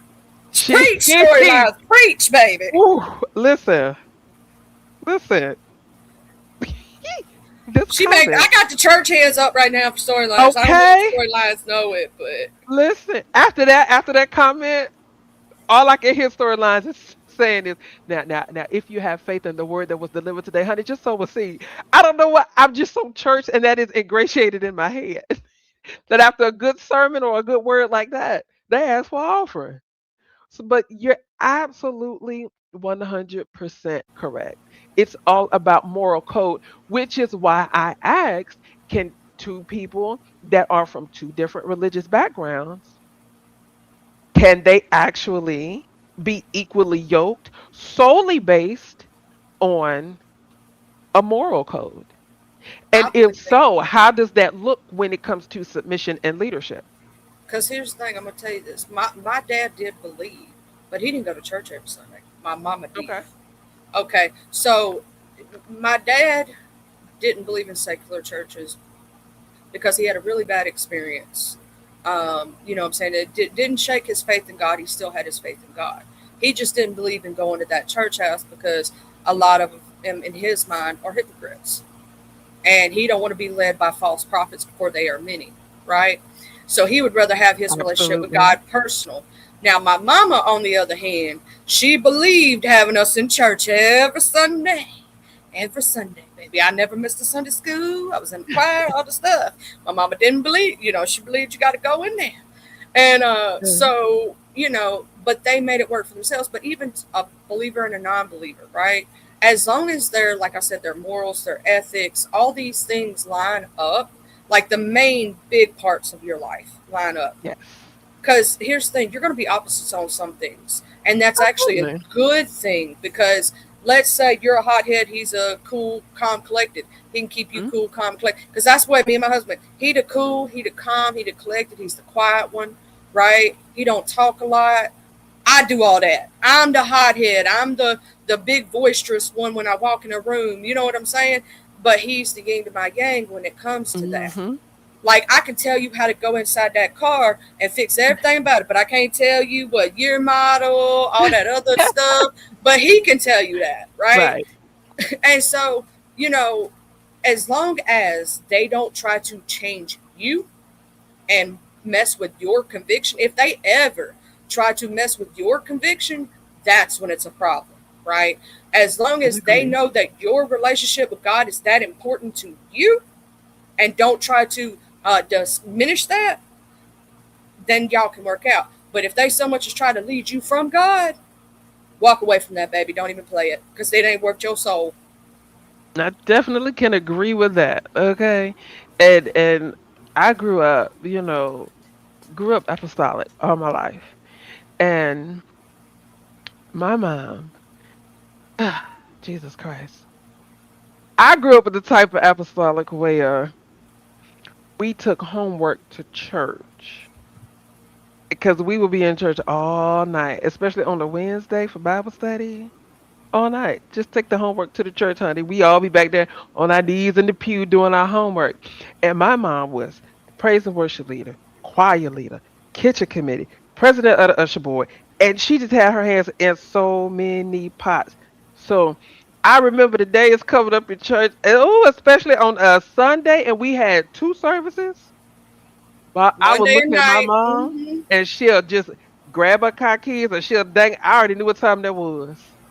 That means go to the car, pull out all them crock pots, get the plug and stuff up in the back, cause we feed them folk in between service. Hated it.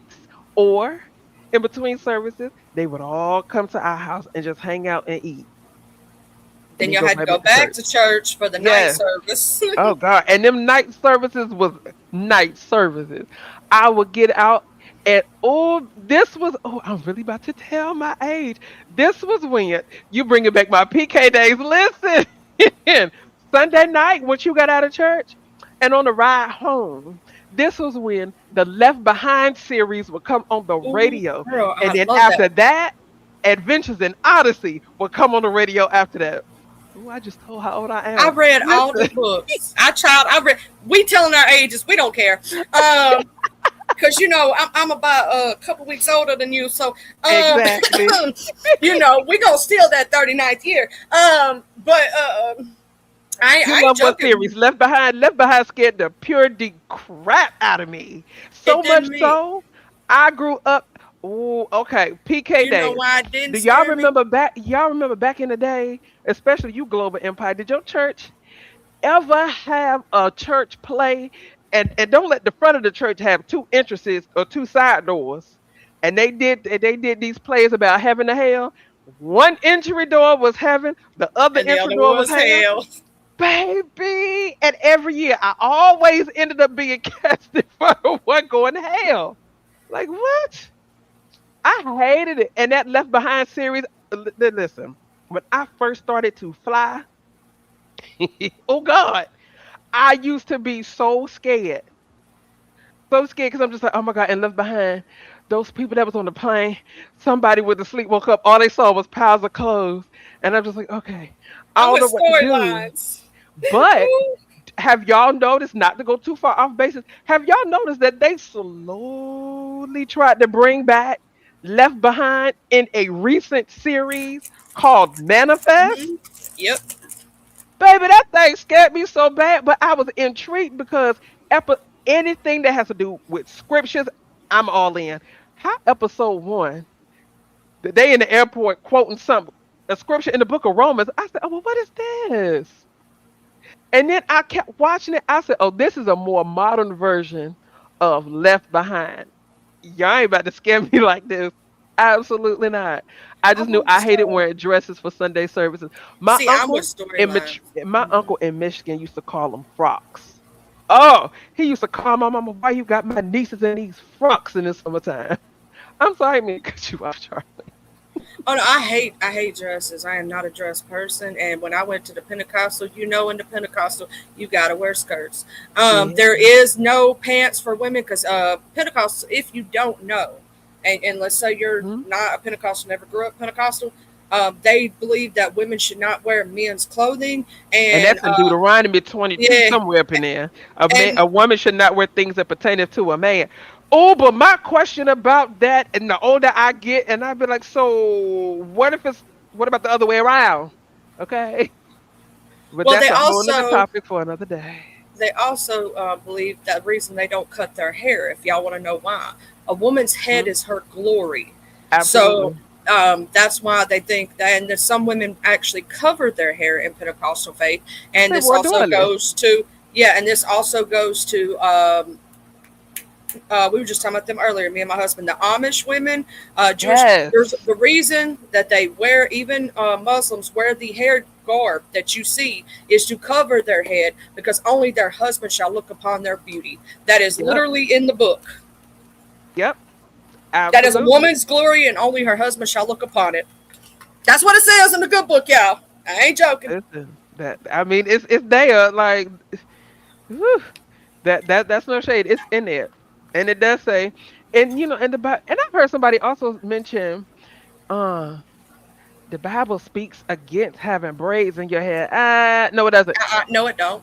It It ta- just it says that talks your about crown is having your the glory. designs and putting all them bedazzlements in your braids. That's really what it talks about, and it talks about modesty. which is something in 2026 that a lot of women lack. You know, it it's okay to That's be, like, it's they okay to say be a little sexy every now and again. the Bible speaks against tattoos and things like this. Not really. What the Bible states is that you're not supposed to mar your temple. Your temple is your body. If you think about it retrospectively and you have common sense, you only get one body on this earth. If you don't take care of it, Hmm. right, what's going to happen to your body? Listen, It's going to break down. You're going to, pass away or whatnot. So what that Bible's trying absolutely, to tell you is to take care of your temple. That's what it's trying to absolutely. tell you. Because if we were to even take it a step further, it also says that he won't dwell in an unclean temple. So if he gives us these bodies, keep up with them to the best of our abilities. You know what I'm saying? By any means necessary. Just do what works for you and do what's best. That's the best way I can put it. That's why somewhere has. Listen, I grew up apostolic, baby. We were doilies, okay, and I hated them things. I'm going to say Hated this. them. God knows. I'm gonna say this for all the people who know the Bible, right? If you're a Christian and you believe in Jesus Christ, right? Then we're not supposed to necessarily live by the Old Testament. We just use it as a guidebook to be better, right? Um, no matter what you do, God's still gonna love you. It don't matter what you do, and that's why He gave His only begotten Son, His only Son, to make sure that no matter what you think you did a sin, you forgive Him, baby. Already, He knows your heart. And when I go, the reason I don't judge other people, I'm gonna explain to you why. Because Hmm. when I go to heaven, or you go to heaven, I'm not gonna be judged on your book of life. I'm gonna be judged on my own and what my merits are and what I've done in my life. That's And I'm gonna true. pray more for the sinner than I do the saint, because the saint don't need my prayers, baby. Okay. What did Jesus do? Listen. He went out there and he healed the people. And think about Mary Magdalene, right? Who washed his feet and his feet and all that stuff. Jesus didn't just go out for the saints. He went for everybody. No. Everybody. Everybody. I And get on my preaching sometimes, child. Yeah, I saw y'all when I was on the listen. tangent. Listen. And and the thing is this too, like if we're gonna go that route, if we were to look at the woman at the well, God still used her.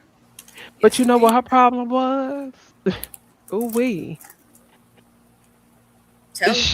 She was a little she was a little thotty McDot, Look, that, sleeping that, that. around with 5 men. And Mm-hmm. then let's not also, because people love to throw this scripture out there too, right?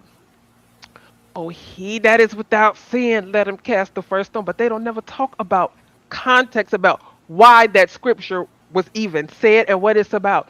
Do you know that that was about a woman who was caught cheating? And then they drug her in front of her daddy house and was getting ready to stone her. And Mm-hmm. so that's what Jesus, whoa, whoa, whoa, whoa.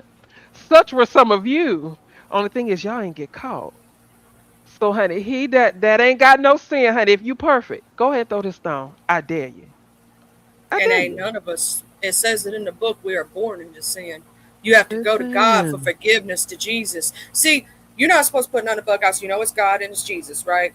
Because God's always number one. He would. I'll put none above Him. Nothing. But we got to go through Jesus to get to God, right? Got to go through Him, Mm-hmm. and Got to. we got to make sure. I'm gonna say this: if you are believing in all that, when you mess up, you're gonna falter, because we are only human. We have human emotion. We're gonna mess up. We ain't gonna be perfect, but we try. What Christians are supposed to is try to be the best that you can be in Try. as Christ like. But that don't mean you're gonna succeed every single day.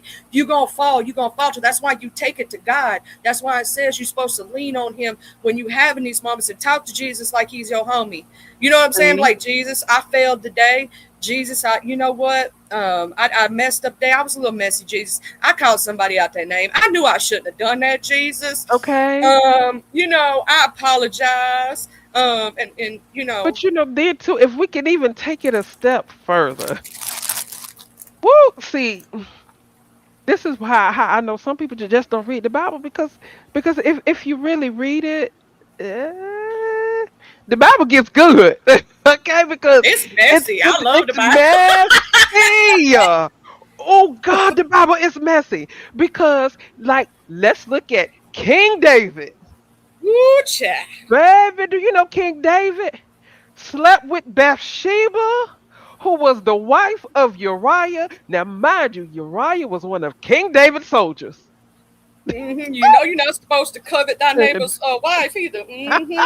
He knew he The was Bible, wrong. the Bible got some stories.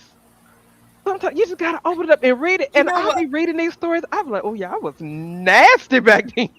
All those stories, if you really think about it, bullet, this is what I try to explain to people. Uh huh. What those stories do is they teach us how to be a good human being at the end of the day. Yes. Right. So at the end of the day, we're supposed to be good to each other, and these things like not sleeping with your best friend's man, right? And Okay. they married, right? That literally, you know what I'm saying, is what the Bible teaches us. Not to go around just stab people because you can. Just Right. because you can don't Just mean you because you should. can. Okay. It's just God saying, Listen. hey, this right here is how you be a good human being. You gonna mess up. It's okay. I got you. I'm gonna pick you back up. I'm gonna walk with you. Every time you falter, I'm right beside you. His Yes. promise is that we will never be alone. Absolutely. Absolutely. And to this comment here, Global Empire said that's why so much that's why so much I think she was saying missing. That's why so much was missing, such as the book of Enoch, which many even mention in the scriptures. Now let me tell you what really turned me on to the book of Enoch. And this is no shade. Pizarro did a whole series on the book of Enoch. Okay, she meant to say omitted. Okay, that's why so much was omitted, such as the book of Enoch, which many even mentioned in the scriptures. Pizarro did an entire series on the book of Enoch. Listen, when I heard her talk about it, and then she would play like the recordings of it, and she broke everything down, I'm like, huh. Okay, wait a minute. And because of Pizarro doing that series on the Book of Enoch, that's what kind of made me pick it up and just like really read it. Yes, Global Empire. Yeah, she did an entire series. And that thing was getting good. Duh. Okay. I think she did it on her conspiracy channel. That's She what did I an try to tell entire people series. when they sit there and they call her uneducated and all these things. I was like, you ain't really listened to her then, because if Yeah. you But actually listen to if some you of the really listen to what conspiracy Pizarro be theories, saying, she's smart as hell. because it's because of Pizarro that I even found out about this whole Pinocchio thing. That's why with that whole Rodney situation and using Pinocchio, I'm just like, maybe Rodney didn't see I don't what think was he rolled knew. out because she broke that down. Do you hear me? Now, Jones said, I won't call the Bible messy. It's teaching us there's nothing new under the sun. Everything we need to know is in the word. And you know what, Joan? Let me tell you something. I appreciate you because you just rebuked me. Okay. I can take that licking and keep on ticking. The Bible ain't messy, honey. It's just them stories just some stories is juicy. Okay. I need somebody to come out Now, with a I'm biblical sorry, soap Miss opera Joan. This is where I got to agree to disagree, kind of thing. Cause you tell me it ain't messy, okay? That listen. in Sodom and Gomorrah, right? That they was doing She's everything very humanistic and smart. all that stuff, Very and smart. they was trying to sleep with the angels. Child, you Listen. can't tell me that ain't messy. And then you know they covered in wives and shit. That's like a Listen. Telemundo episode. Okay. It's a little messy. I wouldn't say the whole thing is. I would say a few stories. They a little messy. You know what I'm saying? You get what I mean? Listen. Like, he's sleeping with that woman's wife. Ooh, child. Okay. And then let's not forget. I mean, if we're gonna talk about it, let's talk about it. Let's not forget. Who is it? Amnon and Tamar. Prince Amnon forced himself on his half sister. Oh, Mm. it gets good. It gets It's like good. I swear, if you think about, okay, if you were to take, And if then we, Jacob's daughter. We can't forget about Jacob's daughter that was violated by a local prince. See, like, let's say we took out the fact that it was holy text, right? As much as we love God, Mm-hmm. and we just put those stories in a TV series, in a show. You tell me that wasn't a little bit messy? Listen. And you know what? To this storylines for content, you know what put me onto the Ethiopian Bible? God, here we go. That conversation that we all had over, I think it was at Pizarro's. It was me, Envy, Ness, Pizza, and Dragons. Dragons kept yelling, read the Ethiopian Bible. I didn't even know one existed. Didn't even know. So Y'all the gonna go book of make me do my Enoch, research. Y'all gonna make me go exactly. do it. So since Pizza did the book of Enoch, I went and I picked that up and I have been researching and reading through that. And then since Dragons, this whole Ethiopian Bible, I've been really digging off into that. So yeah, I'm it's gonna a say lot of smart folks this: over here. I would love if I could read the religious Same thing text happening today. Absolutely. before they were translated. I wish I could. I know I can't. So this is what Absolutely. I've always said: if I'm wrong about something, when I get up there, and I hope and pray that I do, but I pretty much know, because you got to know in your heart and conviction that you will. So I do know that I'm going to heaven. I'm going to ask God, like, God, can I ask you a question? You know what? I was like, Hmm. so you know, all these years, like what I believe, you know what's going on, and I read the Bible. How Yep. much of it is true, and how much of it is like, what did them Listen. people change, Jesus? What You did see them what I'm people saying? change? And then Let me and then know. two, one thing I always notice that when it comes to the LGBTQIA community, and if they're having a conversation with somebody that is Christian, the very first thing they go to is, oh, Sodom and Gomorrah. He didn't like. Okay, Do I'll you let you have know? that. However, if but nobody talks about what happened after Sodom and Gomorrah. Because if we were to really exegete the text and really look at it, do you know that even after they fled Sodom, do you know Lot's daughters got him intoxicated and had relations with their father? Do you know why that whole story went down? And a lot of people mix up the word sodomization. It means oral, or the other way, and it means unconsensual. It Uh-huh. means unconsensual. Those mofos Talk was about doing it. everything. When I say they were worshiping false idols, they were raping people, children, dogs, Absolutely. animals, everything. People get that whole story mixed up and want to make it about one thing. But no, they were trying to do something bad to the I'm gonna angels, look for that man. too The storyline. angels come Exactly. down and had to hide over there with Lot and his family. They was trying to beat down the door to grape the Listen. angels, y'all. To But grape an angel. where was the angels when Lot's daughters got him intoxicated and I don't slept with him? know why. And the reason behind their reasoning was because they thought that they were like the last people left to preserve their family lineage. Oh Lord. Mm-mm. Yeah. Oh, see, people don't want to talk about that. Men did whatever they wanted. Absolutely. Let me see. You are only taught what will align with the religion you are serving. Now, you know what? I can agree with that. And I can also admit that I was having a conversation with someone, and he is oh, if I get this wrong, and if anybody in the chat knows what I'm talking about, please correct me if I get it wrong and charge it to my head and not my heart. I want to say Amish, is it Amish Muslim, Mormon Muslim. It's something like that.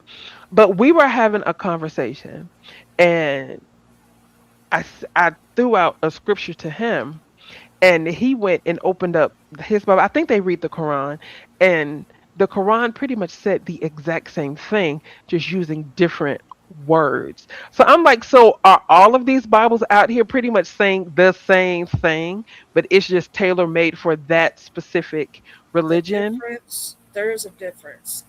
There are differences. In the Muslim belief, they believe that Jesus was not necessarily the son of God, but was a prophet. In Muslim belief. Now, Amish believe in the Old Testament of the Bible. So do Jewish people, and they go with the Torah, right? But the Amish actually completely go by the Old Testament 100%, And when I say that they are stricter than most people in their religious Mm-hmm. beliefs, they are so strict that if you are a non-believer, even if you are a Christian, to them you are a non-believer. Facts. Okay, so if you Big walk facts. up to them, you cannot speak to their children. And if they're not given okay by the elders to speak to you, they will turn their back to you and not look you in the eye or speak to you. Absolutely. Absolutely. Now, Jones said, I don't get caught up with the gays. My thing is a liar. God said a liar wouldn't tarry in his sight. He despises a liar.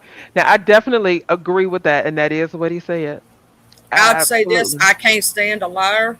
I would rather, and this is gonna sound. Most people are gonna probably be like, "What, Charlie? Are you crazy?" I would rather deal with a cheater than a liar. I know Mm, that sounds funny, right? But number one thing for me, my worst pet peeve in the entire world is for somebody to lie to me. Because here's the reason why: if a cheater tells me the truth, I know they cheated. We may be able to deal with it. I may break up with them still, but we may be able to deal with it. But if you lie to me, I ain't never gonna trust you again. And you just lost everything that you say to me from then on okay. out. I have I see nothing. what you're saying. So for me, you know what I'm saying? Yes, cheaters are liars. So I get what you're saying, Miss Patricia. I'm talking about like if they cheat without the lying. You feel me? But Gotcha. we're gonna have more of an issue if you lie to me than tell me the truth. If you tell me the truth, you know what I'm saying? I might be able, but even though I will say I tried that, it didn't work. So I'm lying to myself.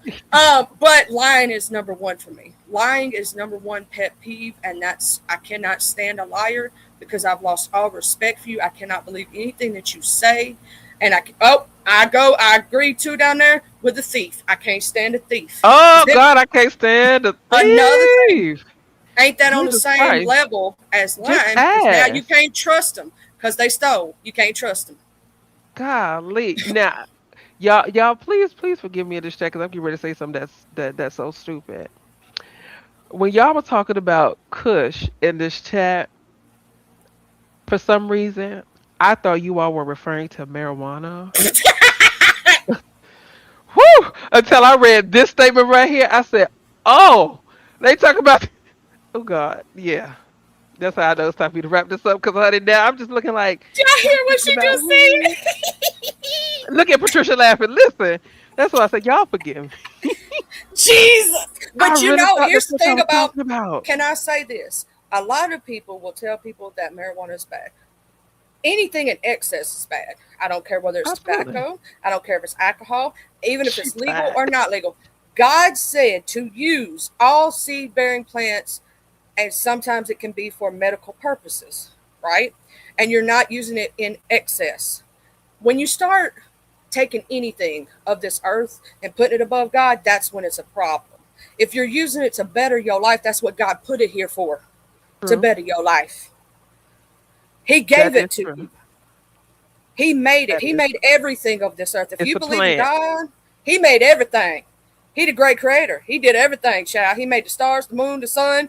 You know what I'm saying? The little critters So that walk the earth, the air so that I we so I breathe. wonder for people that smoke marijuana, does that mean they're plant based? Like I really want to know that.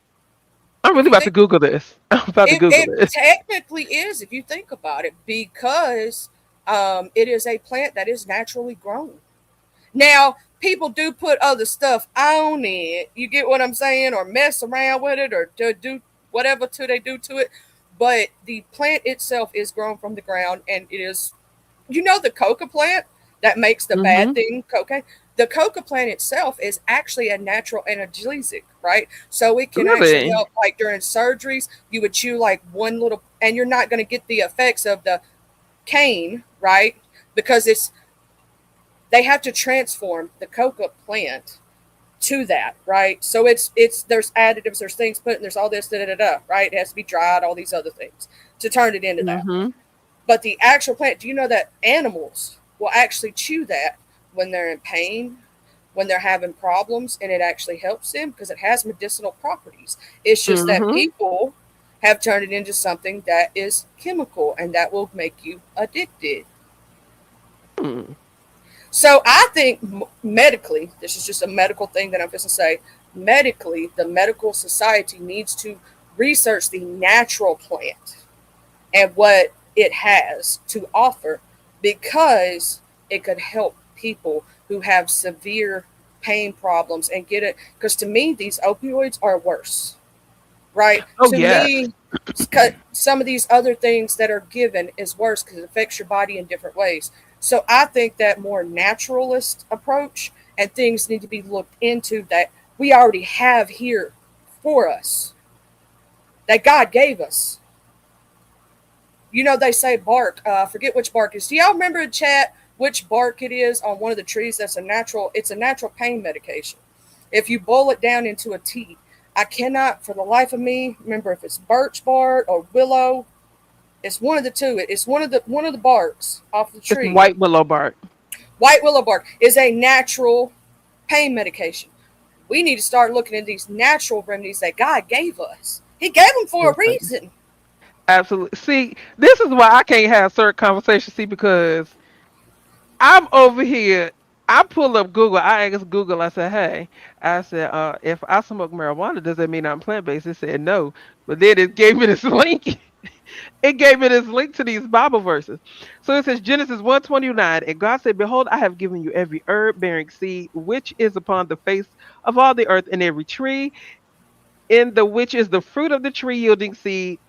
To you it shall be meat." And then it goes to say over Genesis 9:3, "Every moving thing that liveth shall be meat for you, even as the green herb have I given you all the things."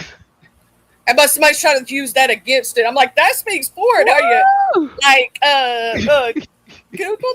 That's what I was trying to tell people with the word. Okay. Wow. Okay. Mm. If you think about it, it's God giveth to us. It's just about abuse. What he's trying to tell us in some of those things is when you use anything, I don't care if it's food, It does say chocolate, to be of sober mind. That caffeine, was the very first thing. First Peter 5:8. Be vigilant and be of a sober mind. That's why I hate when people say stuff like, "Oh, the Bible speaks against drinking." No, it does not. The Bible everything, says and drink, it, just don't it's get it, drunk. it's what Different. Jesus turned water into wine. What you talking about? Everybody was Okay. drinking wine, baby. It Yeah, just see? everything with anything in too much excess is bad for you. If you think about it in common sense, if you use common sense, if you drink too much alcohol, what's going to happen to your liver? Exactly. And if we If were to look you at, and we always say Jesus turned water into wine. Yes, but I never hear people say why he turned because water that into water wine. was bad, that water was No, no, no. He turned water into wine at a wedding so they would not be socially embarrassed. That's why he also. did it. If you think about it retrospect, a lot of those things from the Old Testament were because like pork wasn't back in those days you couldn't eat pork because it was unsanitary. The pigs Yep. weren't raised like we raise them now. The mixed fabrics and stuff, some of them had parasites. Oh God, So you yes, got to think about why some of those things were said back then. Why absolutely. like And then men. too, and I also want to throw this out there too when it comes to the water to wine. Not only was it for to save, the wedding host from being embarrassed, but it was also to kind of prove a point to reveal, hey, this is my divine glory. Look what I can do. So it's more than just, oh, he turned water to wine so we could drink it. Yeah, but if we were to look at the reasons why he did it, and it was a joyous occasion. And That's all that's that what I'm was. saying, storylines. You can't put nothing, and I no one above God. It don't matter. People worshiping the mighty dollar. You're Yes, sinning. Anybody worshiping politicians, preachers. I don't care if it's of this earth, if it's a plant, if it's a drink. If you're putting it in your life above your brand, your life and God, that's when you're sinning, baby. That's when it becomes a problem. And that's what God meant by those things, if you think about it. Because now you're letting something run your life more than He's supposed to. exactly. That's what I was gonna say too. Like, I feel like we say that because if you put something above him or put something before him, you know, what one thing about God, like, I didn't mean for this to turn into a Bible study, but honey, since we're here, let's talk about it. My thing is this: God is such a gentleman. He's not going to force himself onto you. That's what he ain't gonna do. So he's Mm. just simply gonna say, "Hey, don't put nothing in front of me. Now, on the other side, I also feel like he may have said that because if you put something ahead of him, like bills or whatever the case may be, why would you have need for him then? Why is he You're here? taking your eyes off him at that point. That's why. See, Charlie, why are you doing this to me? That's why the Bible also says, "I will press towards the mark of the prize of the high calling." Like, if we gonna talk about it, let's talk about it. Okay. So everything goes hand in hand. Everything. Addiction equals idolatry to God. Absolutely. I can agree with that because that's more important than the God that you say you serve. And Yeah, you're even, and serving even, something and if other we than can him. tie all of this right back into our topics today, you can even put your significant other in front of God as well. As you shouldn't. As you shouldn't. Because why put your significant other, especially a husband, in front of God when the scriptures also say, wives, submit yourselves to your husband as he follows Christ. And then it also says, husbands, love your wives the way Christ loved the church. Come on. You both see, if you think about it, when you go get married, right? And I Hmm. ain't talking about that piece of paper from the state because that's just a contract from the state. I'm talking about Right. the marriage in God's eyes. When you say those words and make that promise to Him, Hmm. you sit there, both of you and that other person, and y'all say those words to Him and mean them words. When you're entering into that, you're entering a holy trinity. If you think about it, it's you, Him, and God. Yep. Everything else is separate. Everything else is below, What children you say ouch included. for? Absolutely. What you say ouch for storylines? Oh, I hope I ain't say something crazy. Oh, I really hope I Ooh, didn't. what we do, storylines. Don't beat us up. We Right. love you. Ooh, ooh. And this conversation went over an hour that I plan to be here. We must grow our own food. Notice the fruit in stores have no seeds now. The reason is to stop us from growing our own and stay dependent on You the got to get them heirloom stores. seeds. Them heirloom seeds, y'all. I'm Listen, throwing that out this is there. why. And and I'm glad that person put that in here. I heard that wrong. My bad. No, no, no. You good, boo. You good. You good. You good. Um, and I'm glad you put this comment in here, Global, because I shared something that K Fit put up, and she was telling us different brands to stay away from, especially when it comes to this lettuce. Y'all all see what's going on, Ooh, child. right? I'm done. And she said, now, pretty much now is a good time to start patronizing your local farmers markets. And I feel like with all these GMO fruits without these seeds and when honestly, I told y'all I correlate everything to music, social media, stupid sayings. So now every time I see a watermelon with no seed, I think I don't know who the guy that says this. He said, I had cereal, no milk. Just like watermelon, no seed. Now don't get me wrong, I do like a seedless watermelon.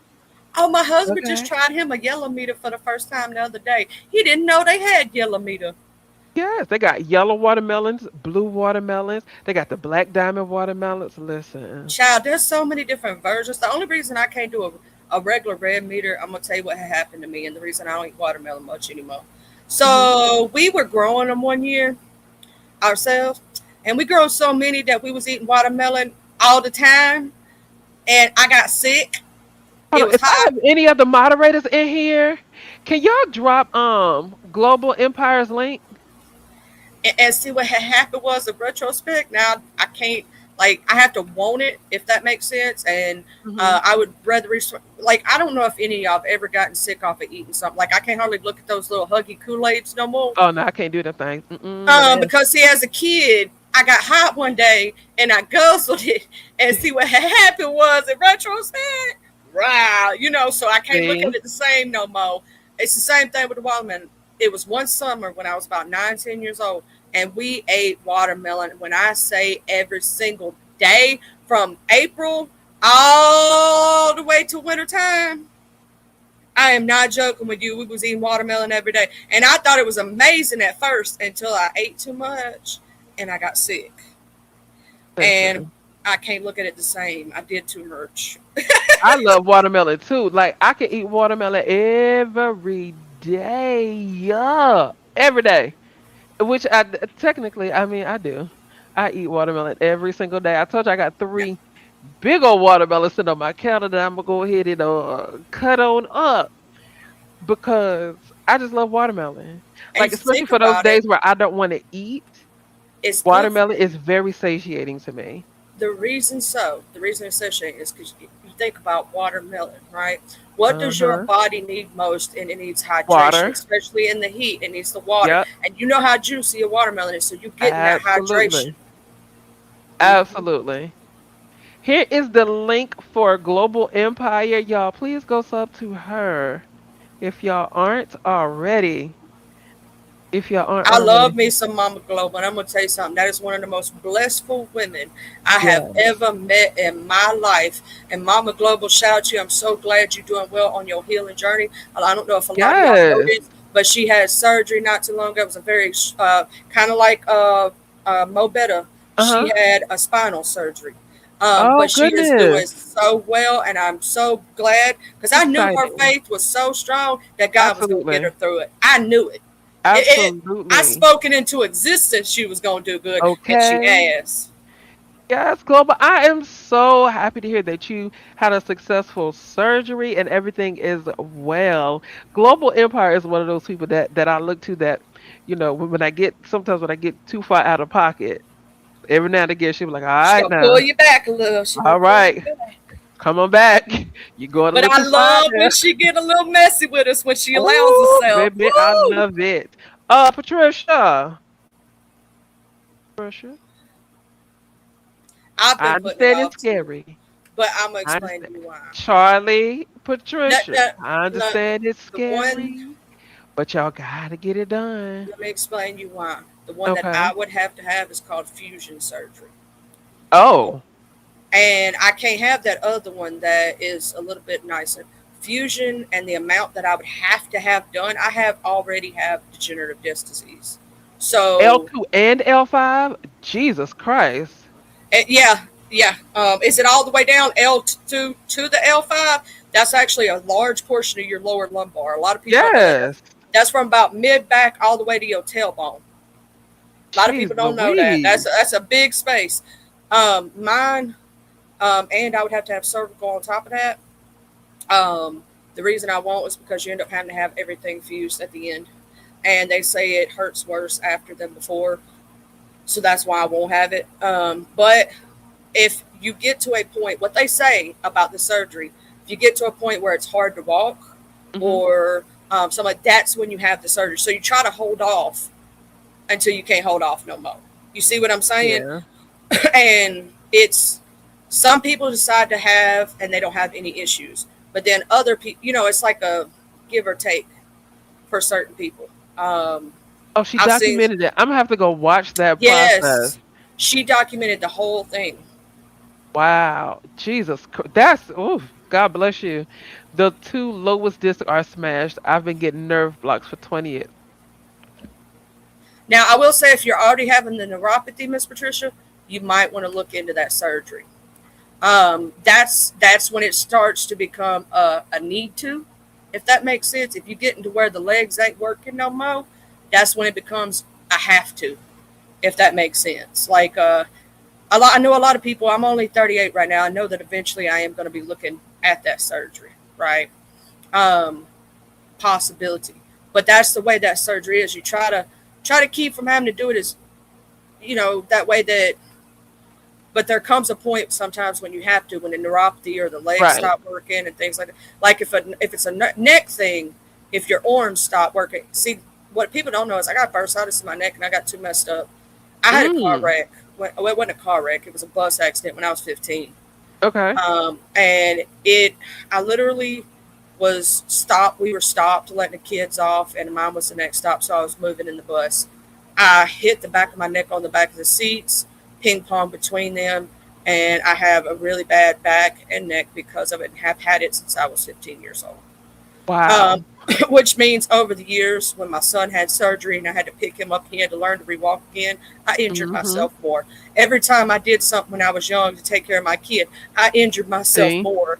The things mothers go through. I'm telling you, and When people don't think there's a test month and you don't believe in miracles, you're looking at one. See what I'm saying?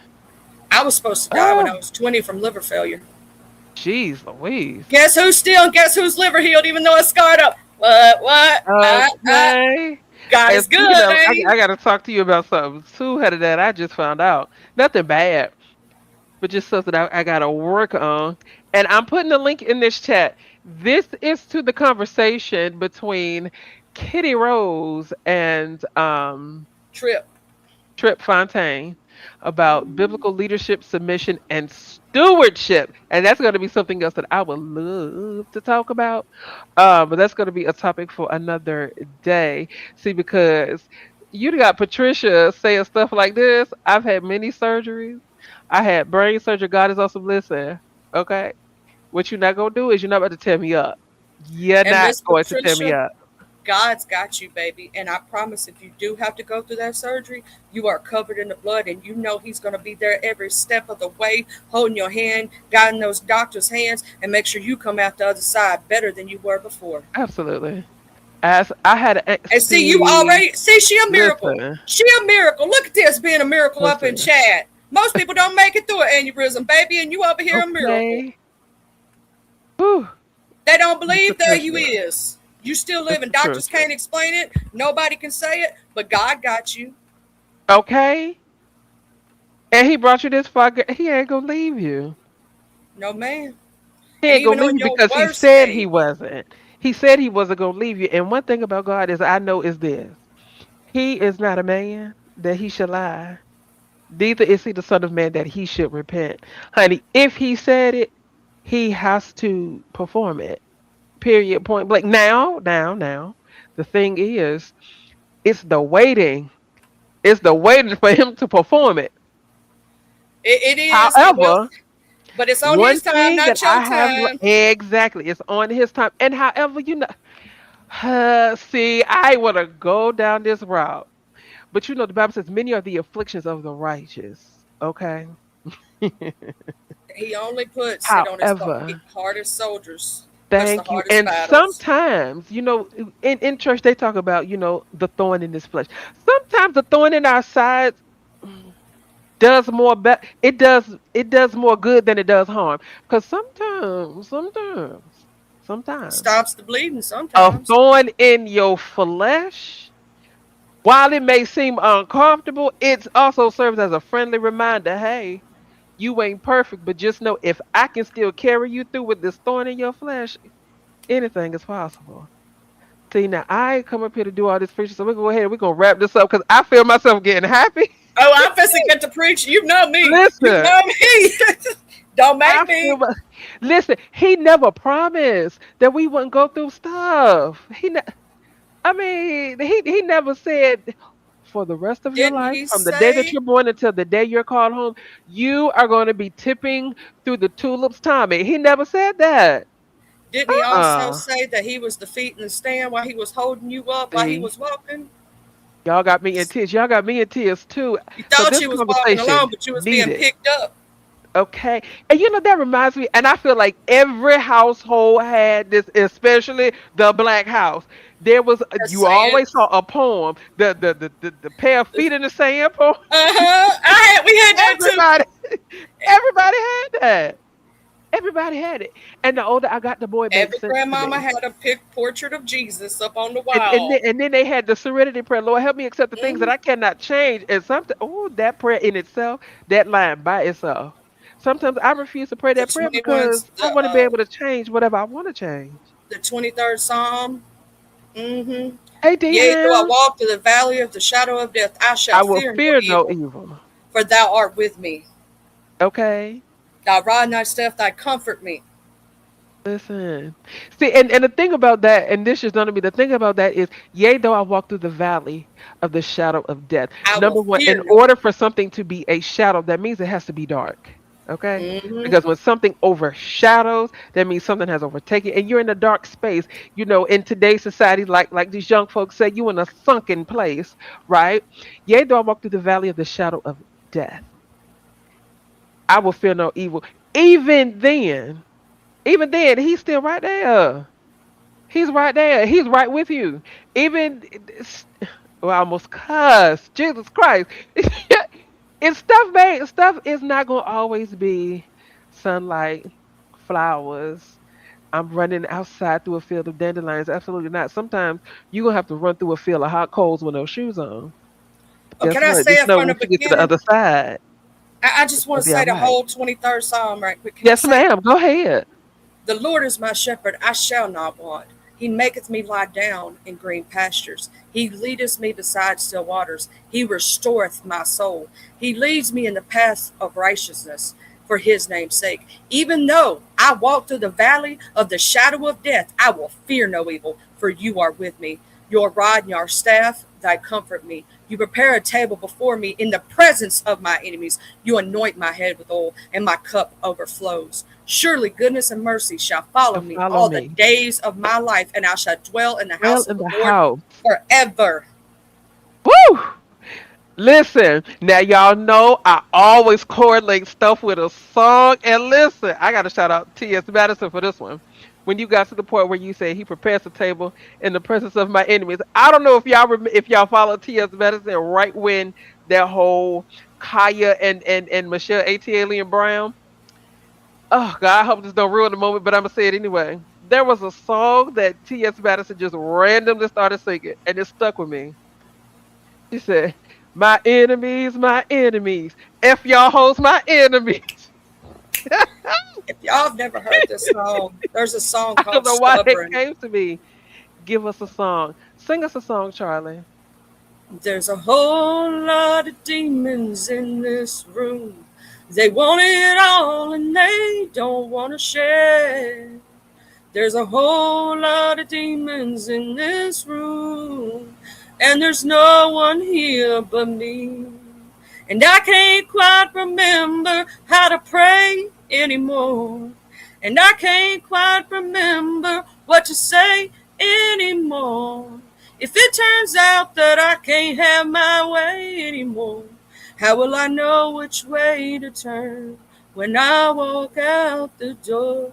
There's a molecule of faith in this room, what they used to call a mustard seed. There's a molecule of faith in this room, and a book that says that's all I'll ever need. See, that's that song right there. It's called "Stubborn." It's by Leanne Womack. You Leanne should listen Womack, to it. I knew it. Baby, when I sung that at my high school talent show. When she talking about that mustard seed, all those Yeah. years when I had darkness in my life, I thought about Mhm. that mustard seed, right? Absolutely. And And I'm that glad you little went bit that of route. faith. Patricia. Patricia, baby. I don't know if y'all realize how small a mustard seed is. It's tiny. Tiny. And he's just saying all you need is the faith just the size of that teeny tiny mustard seed. That's it. Teeny. So Patricia, honey, have the faith. Everything gonna work out in the time that it's supposed to work out. And when I you feeling promise you it discouraged, is. you know another song you can listen to that's gonna give you a little bit of feeling. Take me to the King. Okay, I don't have much to I bring. don't bring my heart's torn to pieces. It's my offering. Lay me at the throne. Leave me there alone to gaze upon your glory and sing to you this song. You got to lay And me at take the you to the throne, king. baby.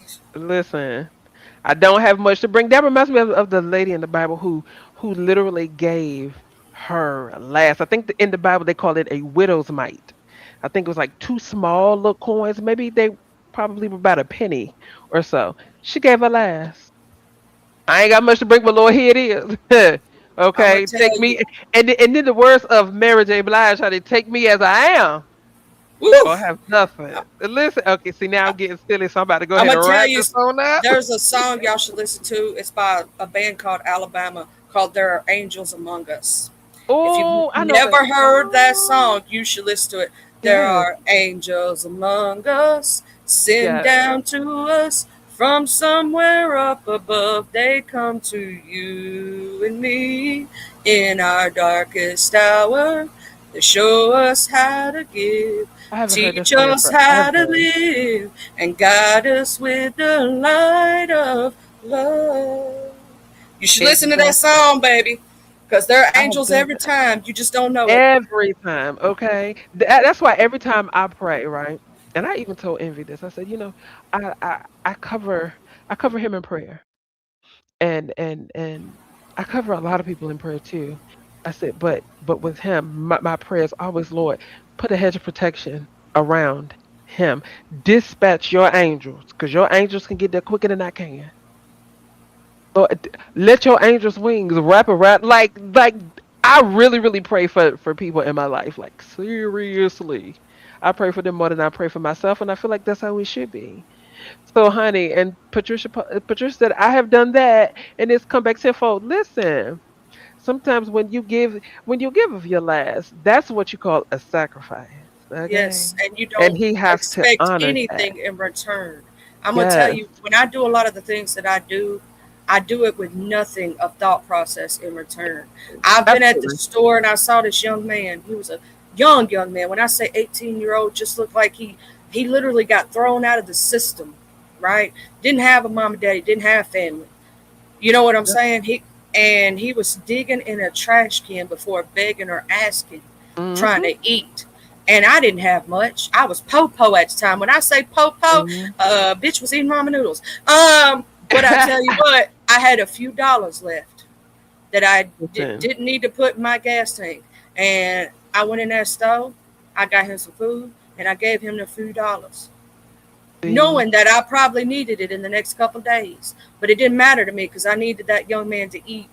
I needed that young man to have something. You know what I'm saying? And I didn't think about the listen. return, but I'm gonna tell you, every time I've been at my lowest and I thought I wasn't gonna make it, he come through every time. Every Every time. time. Every time. Like without question. And sometimes he shows up even if you don't ask. I Okay, know, because he's like such there's a sometimes you're gentleman. like, God, I didn't need you. He's a gentleman. And and we're gonna end on this because when you said, it was somebody poor and all you had was ramen noodles, it made me think about I want to say this is over in First Kings somewhere about the widow of, and I know I'm about to say the name wrong. I can never get it right. Is it Zarephath or something like that? She was the widow of that man. And there was a prophet that came to town, and I guess she wanted to feed him, but she didn't have much. She took the last bit of food that she had, which was like flour and some, and I believe she made a cake. She made something for him. It wasn't the best. She ain't have much, but she used what she had to still fulfill the job. Sometimes it's not about what you got. Sometimes it's about, are you willing to give the last of what you have to help bless somebody else? And that's just where we're going to put a pin on that. Okay. I Because we have will had, continue to preach, listen, baby. I will sit here all night and talk about stuff like this. And Global Empire said, thank you for tonight. I think we all needed this. I think we did too, to break the monotony of all the flim flam and swish wham and everything else these young folks everything else these young people say. I have thoroughly enjoyed myself, Charlie, as usual. As So usual. thank you for having me, beautiful. So you can close out your show. Absolutely. I want to tell all y'all beautiful Absolutely. people, if you walk out of here with nothing else today, know that you are loved, that you are cared about, and you don't have to question that at all because it's Not at always all. there. You are not alone in this world, even if you think you are. And there are like-minded people like you and that will care about you regardless where you come from or how low you are or how high you are in the world. That don't matter. It matters if you're a good person. And each person in this chat that I see tonight are amazing human beings inside and out. And I want to send you so much love and thank you for being here. Make sure you hit that like button, please, on your way Please out. hit that like button, ring that doorbell. Yeah, be a little courteous. Love y'all. Bye. Love you too, Charlie. Bye. All right, ladies. Here we are at the end of another episode of Girl Talk, okay? Episode 13. We are here, honey, and I'm looking forward to the next one. Tonight's conversation, no pun intended, definitely rejuvenated me. It sparked this thing back up in me that I want to I'm looking forward to the next one. I am. Like, I truly, truly appreciate each and every one of you all. Good talk. Thank you, Voodoo Queen. I appreciate it. Great live. I enjoyed y'all. Global Great talking to you. Yes, I enjoyed each and every one of you all. Now, listen, it's the end of the weekend and the start of another week, okay? Speak blessings and prosperity over your week. As a matter of fact, if you don't, I will. This is going to be one of the most amazing weeks that you have had this year so far. I promise you. I promise you. Sometimes you have to block out the noise and just focus on the task at hand. Y'all are amazing. Thank you, A Dub. I appreciate it. Thank you, Charlie. Thank you, Lady Sparkles, for every comment, everybody that contributed their thoughts, their opinions. I appreciate y'all so much. Okay. Now I'm going to go ahead and release y'all back into these YouTube streets. Try not to run amok, but I know you all are. Y'all have a good night. Bye.